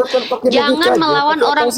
Loh, Pakai akal sehatnya aja. Abang baca Amsal pasal 3 nggak boleh. Jangan bersandar pada pengertianmu sendiri. Baca Amsal 3 nomor 5. Nih saya benar-benar ngikutin ajaran Bible. Nih lama-lama yang Kristen beneran saya nih gayanya nih. Baca Amin, Amsal amin, pasal 3 nomor 5 nih. Baca nih. Ya, karena begini Mbak Reva. Enggak, Abang tahu nggak kenapa Kalau orang kita tersesat? kalau iya, Tahu nggak kenapa orang banyak tersesat? Karena orang membawa ajarannya sendiri. Apa kata Yesus? enggak apa-apa. dibilang tersesat. Percuma kamu beribadah kepadaku. Ajaran yang kamu ajarkan adalah ajaran manusia. Itu kata Nggak Yesus boleh. loh. Saya bacakan kitab abang membawa pemikiran sendiri. Amsal pasal 3 nomor 5. Percayalah kepada Tuhan dengan segenap hatimu, wahai Fion. Dan janganlah bersandar kepada pengertianmu sendiri. Tadi ketika saya tanya, mana satu ajaran Yesus yang relevan secara akal sehat, Anda katakan kasihi musuh. Saya tanya, bagaimana mengasihi musuh menurut Yesus? Anda bawa pemikiran sendiri. Kenapa tidak ada kejelasan tentang cara mengasihi musuh menurut Yesus? Karena Yesus sudah berkata, bentar Kalau dulu. yang cintailah sesama manusia seperti dirimu sendiri, bagaimana itu? Oke, bagaimana cara mencintai diri sendiri menurut Yesus? Bukankah disuruh pikul salib, jangan melawan orang yang marah kepadamu apabila ditampar pipi kiri kasih kanan, sementara terhadap diri sendiri terajarkan terzolimi? Apakah seperti itu mengasihi orang lain? Coba Anda perhatikan. Saya sudah bikinkan materinya ini. Ya, oke. Makanya saya pernah bertanya, ajaran Kristen itu ajaran kasih atau ajaran kasihan? Saya tanggapi dulu. Silakan. Yang sabar, Pak. Maaf. Ya, apa? Bersin aja banyak-banyak. Malu di sini dingin, Pak. Maaf, curhat sedikit. Iya, apa-apa. Salam buat istrinya ya, Bang. Iya, Mbak. Makasih. Ya, lanjut, Bang. Abang tahu saya itu Matius 22 nomor 39 Abang baca, dan hukum yang kedua yang sama dengan itu ialah kasihilah sesama manusia seperti dirimu sendiri, kan begitu. Ya, ajarannya memang bagus. Tapi bagaimana cara mengasihi? Kalau itu yang Nabi Muhammad sampaikan, kami tahu cara mengasihi diri sendiri. Bagaimana caranya? Oh, kalau di hadis banyak. Pertama, tidak boleh zolim terhadap diri sendiri. Bahkan Imam Syafi'i mengajarkan, zolim seseorang kalau dia merendah. Zolim itu tidak meletakkan sesuatu pada tempatnya. Contoh, menjadikan Tuhan sebagai manusia, menjadikan manusia sebagai Tuhan, itu namanya adalah zolim. Nah, yang tidak zolim itu contoh, nih, yang zolim nih, memasukkan ke dalam ini sesuatu yang tidak layak dimasukkan, artinya tidak sesuai. Nah, maksudnya apa? Ya. Memperlakukan segala sesuatu sesuai pada tempatnya. Penjahat diperlakukan sebagaimana yang dia lakukan, dan orang baik diperlakukan sebagaimana orang lakukan. Tuhan begitu. Bukti Tuhan tidak zalim, dia menciptakan surga dan neraka. Apa gunanya surga? Untuk memberikan kenikmatan bagi mereka yang sudah melakukan kebaikan. Apa gunanya neraka? Menghukum orang-orang yang tidak mengupayakan kebaikan. Aduh. Tuhan itu adil, menciptakan berpasangan surga dan neraka. Lalu, dalam Matius 22 nomor 39, kenapa tidak bisa kita temukan syariat cara mengasihi diri sendiri? Karena Yesus kan sudah berkata, masih banyak yang ingin kuajarkan kepadamu, tapi kalian belum bisa menanggungnya. Aku meminta kepada Bapakku mengutus roh kebenaran. Nah, artinya bagaimana cara ajaran-ajaran yang diajarkan Yesus sebenarnya nanti akan ada hukum yang jelasnya, yaitu di hadapan di diri Nabi Muhammad. Loh, ya kalau gitu gimana cara mengasihi diri sendiri? Abang mau ngikutin ajaran Yesus terhadap diri kalian? Baca Lukas 6 nomor 30. Itu cara mengasihi diri sendiri tuh. Coba. Berilah kepada setiap orang yang meminta kepadamu dan janganlah meminta kembali. Relevan itu, masuk akal. Memberikan apa yang diambil orang lain pada dirimu. Kalau gitu, kalau abang mau melakukan ajaran ini, minta alamat. Saya mau ngambil motor abang. Ya kalau direncanakan, kalau bukan dibutuhkan, Lah, ambil. di sini nggak ada, jangan ditambahi firman Tuhan. Di sini nggak ada. Di sini berilah kepada setiap orang yang meminta dan jangan meminta kembali kepada orang yang mengambil kepunyaanmu. Nggak ada pengecualian di sini kok nama-namain firman Tuhan. Katanya pengikut Yesus. Artinya ajaran ini tidak relevan, tidak naluriah. Mustahil ada orang Kristen yang akan membiarkan begitu saja rumahnya dirampok. Ada satu berita. Coba tunjukkan berita tersebar di seluruh alam, Eropa, Indonesia, Asia, Cina, manapun ada orang Kristen yang ketika dirampok dia tenang aja gini. Bahkan dia ngasih lagi barang-barangnya. Coba tunjukin ke saya. Tetap bang lapor polisi dia. Tetap bang lawan. Artinya secara naluri ajaran ini tidak relevan. Makanya saya tanya sama abang, mana ajaran Yesus yang relevan untuk akal sehat dalam kitab abang? Kenapa tidak bertemu bang? Karena Yesus sudah bilang, aku meminta kepada Bapakku untuk mengutus kepada kalian penolong lain. Dia yang akan memberikan hukum-hukum di dalam jiwa dan kolbu manusia. Apa itu Islam? Kalau Islam ditanya, bagaimana cara mengasihi diri sendiri? Baik, saya jawab. Sebaik-baiknya Muslim adalah yang paling baik kepada istrinya. Ibumu, ibumu, ibumu. Pak, seandainya aku diizinkan bersujud kepada manusia, maka aku akan memerintahkan istri sujud kepada suami. Ada aturan-aturannya. Bagaimana anak kepada orang tua, suami kepada istri, istri kepada suami, tetangga dengan tetangga. Diajarkan. Yesus ada nggak ngajarin begitu? Enggak, kata Yesus. Barang siapa yang menampar pipi kirimu, kasih kanan. Di Yohanes 18 ketika dia ditampar Hasib Romawi, dia nggak ada bang. Ini pipi saya, nggak ada. Dia bertanya, apa salah saya? Merujuk ke rendah hati aja itu. Rendah hati. Rendah Bang, hati, di ya. Bible itu diperintahkan rendah diri, hidup- bang. Coba kalau bang baca. hidupmu mau damai, kalau hidupmu damai, mau aman, ya itu. Wah, pemakai Kalau narkoboy, bang. Abang lihat ya. Abang tahu negara Eropa. Abang tahu Finlandia apa daerah yang di situ narkoboy berseliweran. Dia merasa damai, bang. Damai gue, damai gue. Ngerasa damai dengan damai beneran beda loh, bang. Ya, kita lagi nggak bicara perasaan nih. Coba abang perhatikan. Dalam agama abang dituliskan bukan rendah hati, rendah diri. Rendah diri ini bang beda bang dengan rendah hati bang. Rendah diri ini ya beda banget. Merendahkan diri ini artinya kita gak punya harga diri bang. Merendahkan hati artinya kita gak sombong. Beda. Di agama abang disuruh merendahkan diri. Waduh. Masa di sekolah anak-anak disuruh untuk menunjukkan ketidak-insecureannya tiba-tiba disuruh rendah diri? Beda. Rendah diri dengan rendah hati itu beda. Nah, kalau itu kenapa saya katakan tidak ada syariat yang jelas dalam agama Kristen tentang pernikahan, tentang hukum bermuamalah, hukum bertetangga kepada orang tua seperti apa. Kenapa? Karena kan Yesus sudah bilang, masih banyak yang ingin aku sampaikan kepadamu. Ini saya kasih data nih. Oke. Nih. Apa iya Tuhan abang cuma main-main 33 tahun gak selesai ngajarin ajarannya? Gak mungkin lah. Nah, ini lagi-lagi tuduhan keji kepada Yesus nih. Baca. Yohanes 16 nomor 12. Ajar itu. Yohanes 16 nomor 12 dibaca baik-baik. Nah, wajar tidak ada syariat jelas dalam agama Kristen. Kenapa kalian menyumberkan iman kalian di kitab yang ditulis oleh murid-murid Yesus yang tidak selesai secara pengajaran totalnya? Kenapa? Yesus sudah katakan, masih banyak hal yang harus kukatakan kepadamu, tetapi sekarang kamu belum dapat menanggungnya. Tetapi apabila ia datang, yaitu roh kebenaran, ia akan memimpin kamu ke dalam keseluruh kebenaran. Maka wajarlah Islam ini punya syariat yang banyak, yang jelas. Kenapa? Seluruh kebenaran itu ada pada sisi Nabi Muhammad karena dia Ruhul Al-Amin. Dia adalah orang yang benar. Ia akan memimpin kamu ke dalam seluruh kebenaran sebab ia tidak akan berkata-kata dari dirinya sendiri. Kalau ini Roh Kudus yang adalah Tuhan, masa Tuhan tidak berkata-kata dari dirinya sendiri, Bang? Tapi kalau para nabi memang tidak ada yang berkata dari dirinya sendiri, tapi berkata menurut perintah dan firman Tuhan. Yang namanya nabi, penyampai firman Tuhan. Ia akan memimpin kamu ke dalam seluruh kebenaran sebab ia tidak akan berkata-kata dari dirinya sendiri. Tetapi segala sesuatu yang didengarnya itulah yang akan dikatakannya. Masa Roh Kudus gitu? Katanya Roh Kudus adalah Tuhan. Masa Tuhan mendengarkan firman Tuhan baru menyampaikannya? Apa-apaan ini?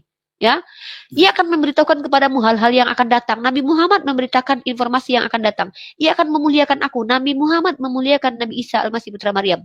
Sebab ia akan memberitakan kepadamu apa yang diterimanya daripadaku. Daripadaku itu maksudnya siapa? Dari Allah Azza wa Jal. Segala sesuatu yang Bapak punya adalah aku punya. Maksudnya apa? Kalau kalian Kristen, bahaya ini.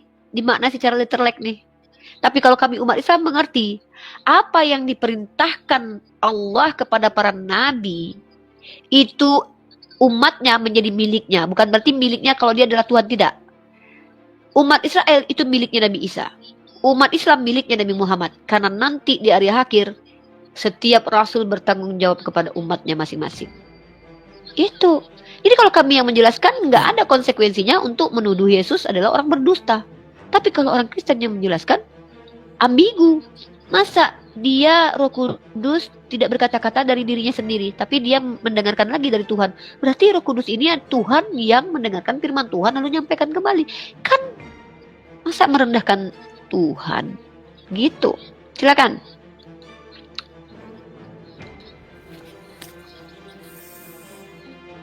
Silakan abangku. Jadi abang harus tahu lah esensi Nabi itu apa sih? Nabi itu penyampai firman. Ya, datanya di mana? Setiap nabi yang distatementkan oleh kitab yang diklaim suci rata-rata menyampaikan firman Tuhan. Iya kah? Enggak lah. Ya, sebelum saya lanjutkan, Batuk, Bang Dewa mungkin ada yang mau disampaikan. Silakan Bang Dewa.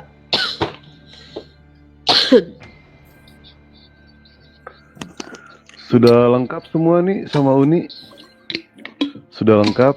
Jadi Kenapa tinggal gondrong? kita nunggu. Bukankah alam mengatakan begitu kehinaan bagi orang gondrong? Kenapa gondrong? Nih, kita bacakan ayatnya ya. Nih, kita bacakan ayatnya ya. Kehinaan bagi orang gondrong.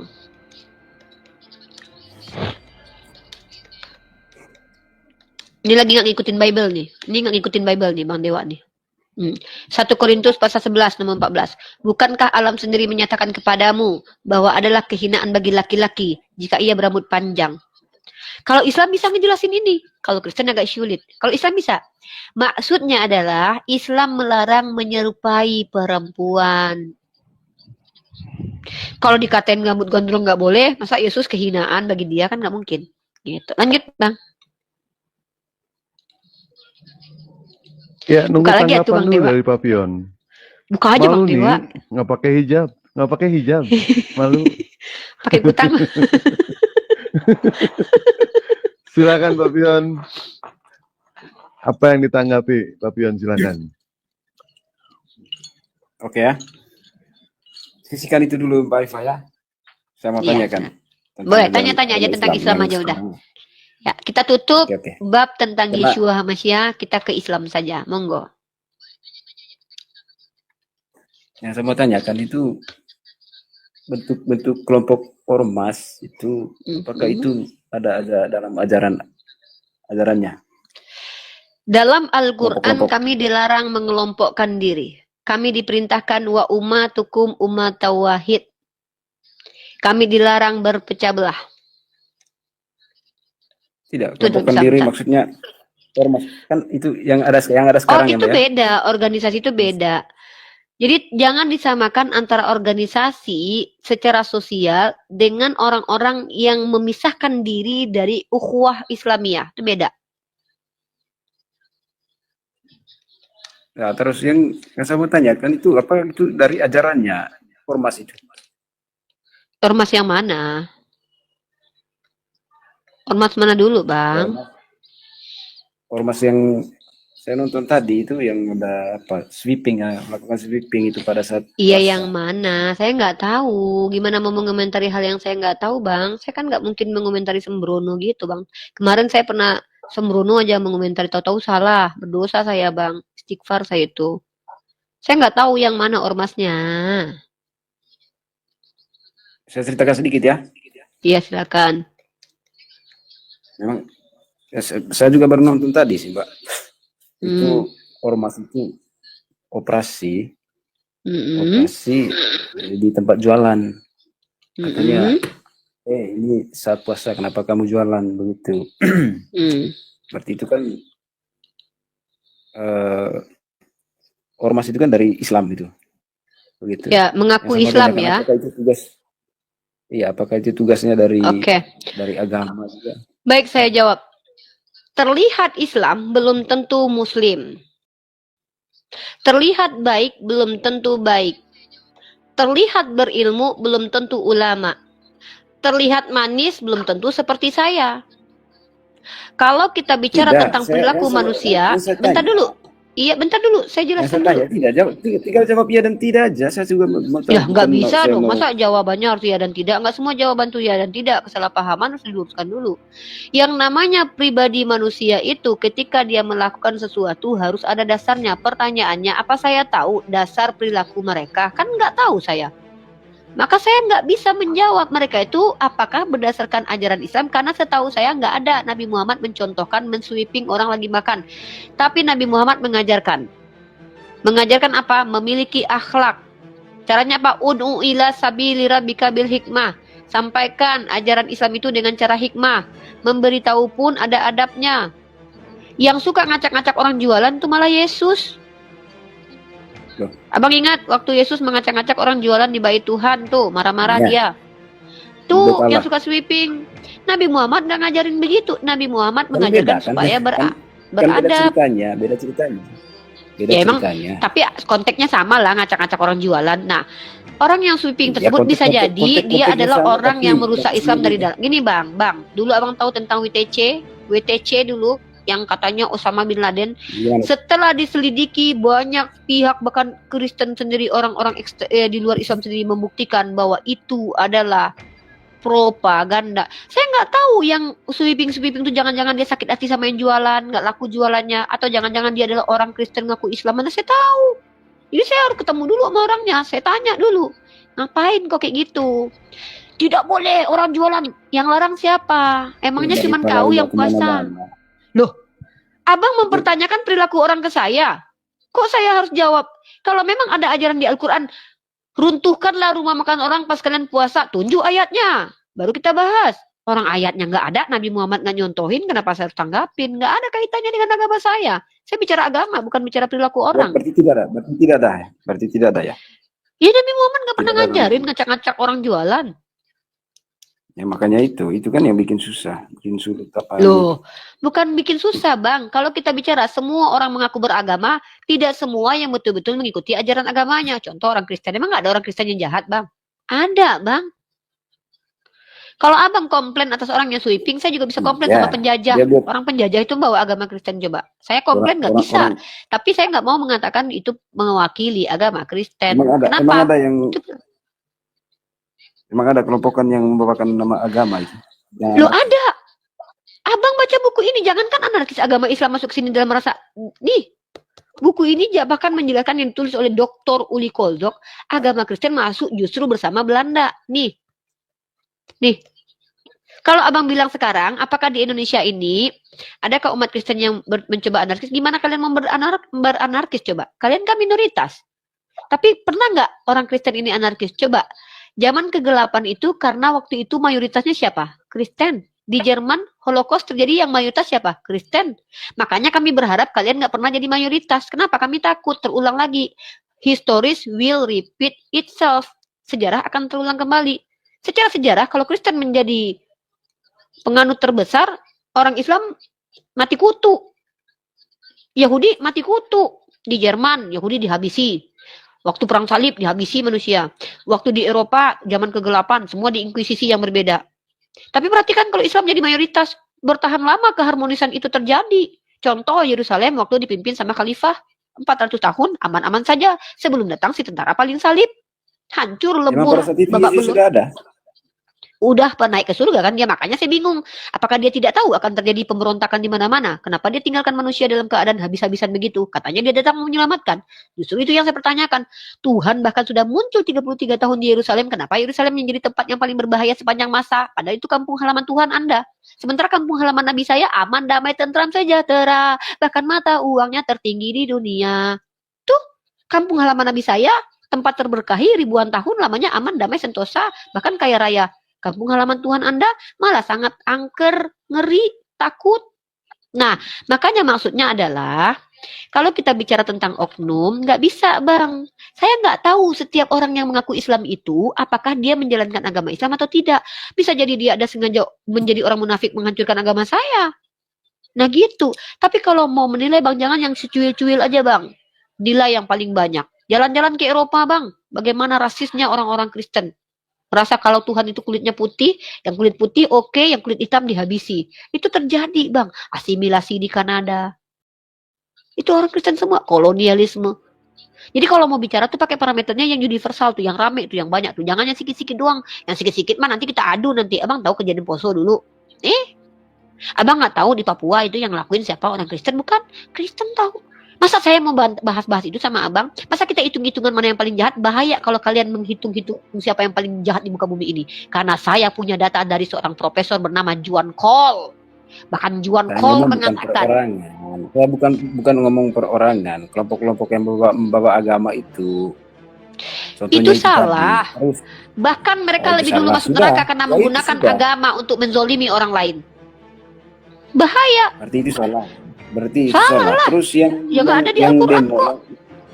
Terus Yang demo kenapa? itu, yang demo itu. Demo itu hak semua kita sebagai berperan. masyarakat, Bang. Demo apa Tidak, salahnya sih, Bang? Kan boleh ya, di negara kita. Saya tahu. Yang menyebutkan itu takbir itu. Emang ada apa dengan Benar. takbir, Bang? Alergi banget sama kata-kata takbir gitu. Emang kalau kita takbir, Abang langsung pingsan gitu. Emang ada Tidak apa dengan juga. takbir? Kalau Emang saya kalian nggak? takbir itu kan Emang kami sebutan ngelarang dalam kalian? agama. Haleluya. Emang ada-ada aja sih, Abang, pertanyaannya lucu. Bang, kalau orang takbir emang salahnya di mana?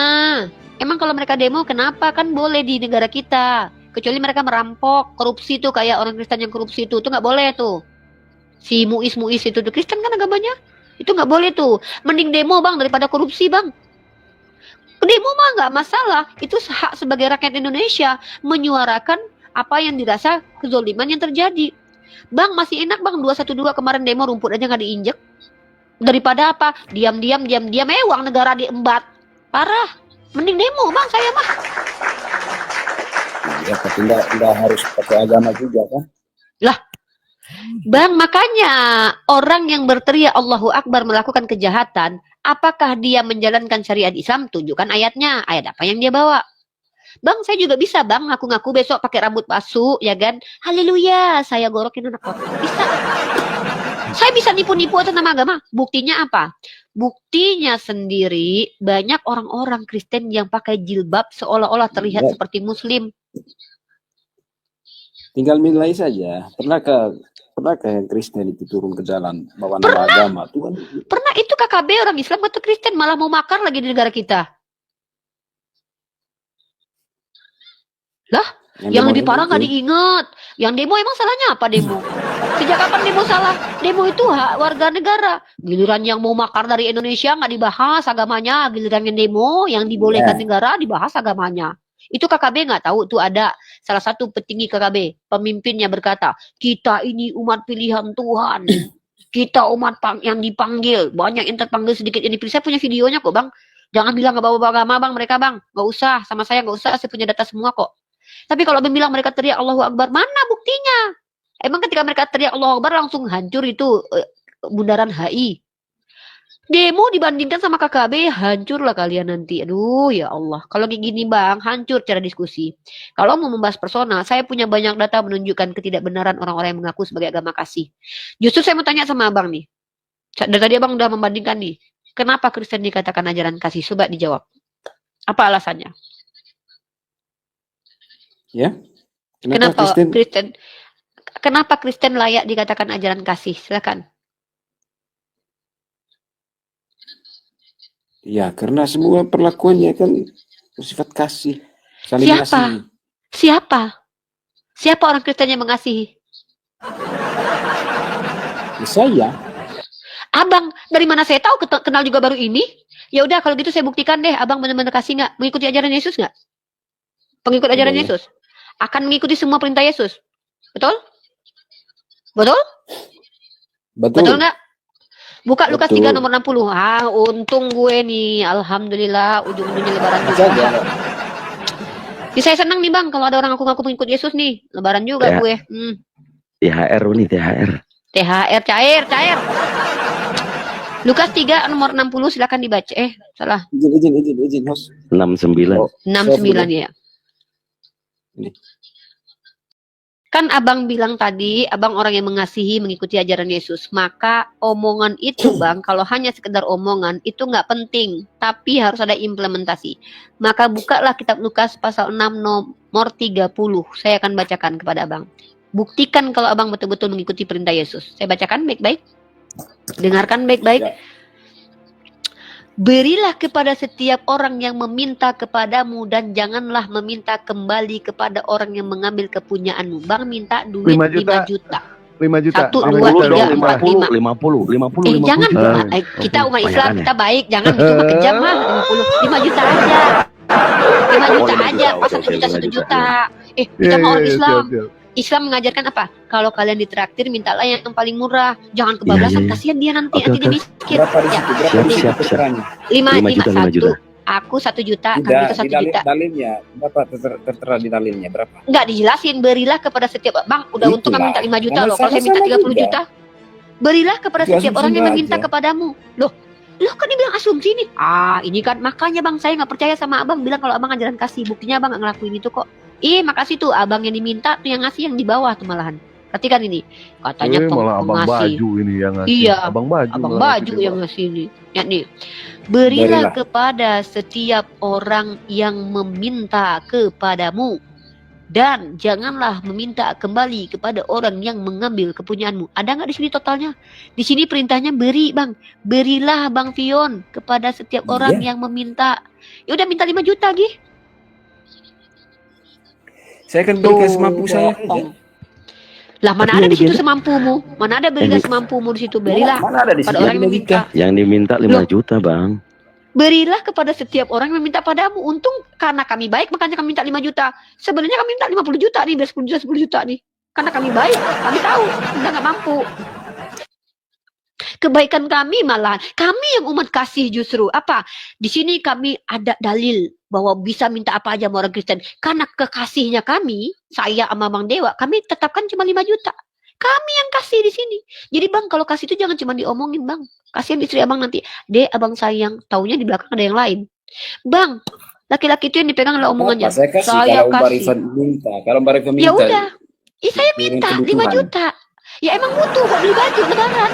Abuya, anggur asam, Bang Mahadewa kan gitu kan 5 juta butuh bang. aja. Beli baju lumayan, 5 beli juta baju aja. 2 pasang.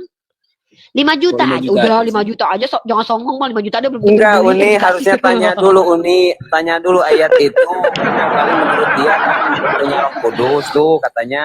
Barangkali Ini alegori menurut abang atau ajarannya apa, gimana? coba. Ya. Dijelaskan dulu Iya. silakan. Jelaskan apa Bang? Menurut abang memahami ayat ini gimana gitu loh maksud Abuya. Gimana coba? Makanya bang hati-hati kalau berjanji depan, kalau ngomong depan umat Islam tuh pasti akan dituntut omongannya bang. Makanya Abuya ini kalau depan saya ini hati-hati banget ngomong. Bang Dewa ini depan saya hati-hati banget ngomong bang. Kenapa? Saya kritis soalnya. Saya gak suka didusai laki-laki soalnya. Anti banget gue. Gue bukan feminis, tapi gue independen. Paling nggak bisa dibohongin sama laki, walaupun pernah dibohongin sih, nggak apa-apa. Tapi udah gak bisa lagi sekarang. Ya, 5 juta, Katanya 5 juta gimana? Katanya pengasih. Itu kan sulit kan bang. Nah bang, kalau hanya nih kenapa saya bawakan dalil ini bang? Mohon maaf ya, kami nggak butuh duit dari abang lah. Nggak usah tahan itu, kami nggak butuh. Ini hanya Nggak dari kiri. untuk menunjukkan kepada abang. Ya nggak usah lah bang. Kami tahu bang, abang nggak akan bisa. Kasihan istri abang nanti nggak makan. Bertengkar pula kalian rumah tangga nanti. Kenapa saya kasih ayat ini? Untuk membuktikan bang, kalau hanya sekedar mengklaim saya adalah orang kasih, orang penyayang, itu hanya ada di tataran klaim. Bahkan saya minta abang membuktikan pun barusan abang lama mikir tuh, mampus duit gue 5 juta ada nggak bang. Makanya jangan pernah, nggak perlu umat Islam ini mengklaim-klaim kami kasih kami ini implementasikan aja. Bagaimana cara kasihnya kami? Ketika kami tersakiti sama pemerintah, kami nggak makar seperti KKB, tapi kami demo. Abang bandingkan antara demo dengan makar KKB itu nggak terbandingkan bang. KKB berapa jumlah korban yang telah dihabisi? Demo ada nggak yang meningsoy? Demo abang kritisi, KKB abang diamkan. Inilah bentuk bahwa abang sebenarnya sedang ingin menunjukkan ketidaksukaan terhadap agama kami. Bukan abang KKB orang di yang Papua juga. objektif. Betul. KKB itu agamanya apa? Saya bisa tunjukkan video KKB mengatasnamakan Yesus. Saya punya videonya, saya bilang. Artinya apa di sini? Bandingan antara orang yang menjalankan haknya sebagai warga negara Indonesia ketika terjolimi dengan dia demo, abang bandingkan dengan KKB yang makar, harusnya abang malu menanyakan itu kepada kami tentang demo. Karena demo itu bukan hal yang menyalahi aturan bernegara, itu hak. Apalagi demonya tidak merusak sama sekali. Ini tidak masalah. Nah, jadi kalau kita di sini berdiskusi, usahakan yang kita bahas itu adalah ajaran, bukan oknum. Karena kalau kita bicara oknum, Bang, semua agama memiliki penjahatnya masing-masing. Orang Hindu ada yang jahat, orang Buddha ada yang jahat, orang Islam banyak yang jahat, orang Kristen apalagi. Tapi apakah mereka itu membawa ajarannya, mengimplementasikan ajarannya? Buktikan. Contoh kejahatan kemanusiaan sepanjang sejarah, inkuisisi, Bang. Itu pakai dalil Bible. Kolonialisme, penjajahan, Golden Gospel Glory, itu kejahatan, Bang. Menggunakan doktrin inter caetera, Bang. Bagaimana dengan Islam? Abang hitung yang 1, 2, 3 biji orang. Abang lupa bagaimana ketika mayoritas Muslim di Indonesia, umat Kristiani, kalau dibanding dengan umat Islam yang ada di Eropa sana, nggak terbandingkan. Maka marilah jangan pakai kacamata kuda. Marilah sama-sama objektif. Kalau mau membandingkan, siap dengan data. Mari kita ukur segala sesuatunya dengan menggunakan data universal. Jangan satu. Nah, jadi begitu, my brother. Ya, mohon maaf saya harus membawakan dalil kitab Anda untuk membuktikan kepada Anda sendiri, membuktikan kepada diri Anda sendiri, tidak ada gunanya mengaku saya umat kasih kalau tidak bisa diimplementasikan. Wallahu a'lam bishawab. Silakan.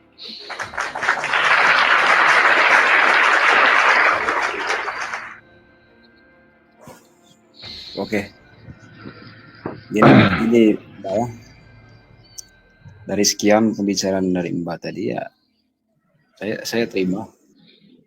Saya terima. Kita memang untuk menyatukan kepercayaan itu memang sulit. Ya. Jangan satukan. Iya, kan untuk satu pemikiran kan tidak bisa. Keyakinan itu kan Gini, sorry, saya tidak sedang menyamakan pemikiran dalam ranah yakin. Karena yakin itu sama seperti selera. Saya nggak mungkin ngajak orang suka warna pink kalau dia suka warna hitam. Tapi kalau bicara ilmu pengetahuan itu konteksnya universal. Ilmu pengetahuan itu harus umum. Nggak ada ceritanya bahasa Indonesia itu satu desa memaknai beda, satu desa memaknai beda. Nggak ada. Bahasa Indonesia secara KBBI yang dipahami secara universal, lingua franca. Contoh, perkataan. Abang mau lari kemanapun, bahasa Indonesia perkataan akan dimaknai sebagai apa yang diucapkan. Nggak ada abang lari kemana-mana, kecuali bahasa lain. Telah berubah menjadi bahasa lain, terdistorsi dia. Kita bicara ilmu pengetahuan, Bang. Kita bicara tentang dalil, teks tertulis. Tapi kalau bicara ranah yakin, itu intern, Bang. Kami tidak boleh ganggu-gugat. Kenapa? Agama kami ajarkan la ikraha fiddin. Tidak ada paksaan dalam agama. Lakum dinukum waliyadin. Tapi dalam berdialektika, membangun konstruksi berpikir, kita para narasumber yang berdiskusi, itu harus menunjukkan yang kita ucapkan itu adalah cara berpikir normalnya manusia, bukan? Maka ketika yang saya sampaikan tadi tak terbantahkan oleh akal dan hati abang, maka secara naluri apa yang saya sampaikan itu benar. Dan itu konteksnya umum. Tapi perkara yakin dan tidak yakin, saya tidak masalah. Saya nggak ada gunanya, Bang. Saya diskusi tidak ada sedikit pun motivasi mengislamisasi.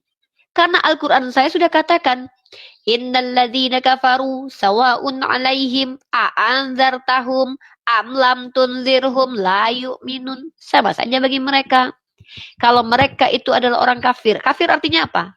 Menolak pengetahuan yang benar. Maka sama saja. Mau diberi petunjuk kek enggak kek tidak akan beriman.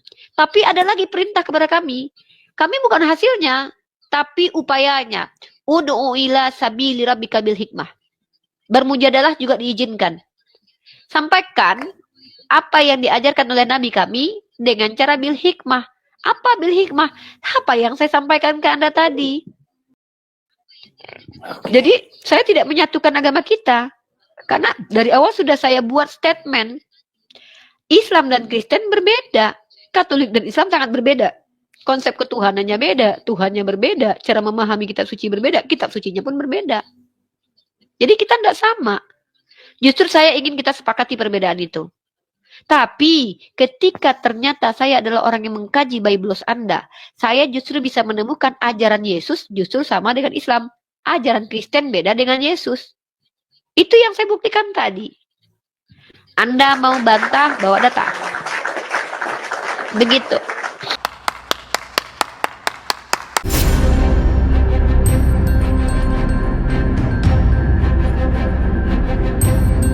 The religion of Jesus was Islam. Because with Allah, there is only one religion. He says, Inna dina indallahi al-Islam.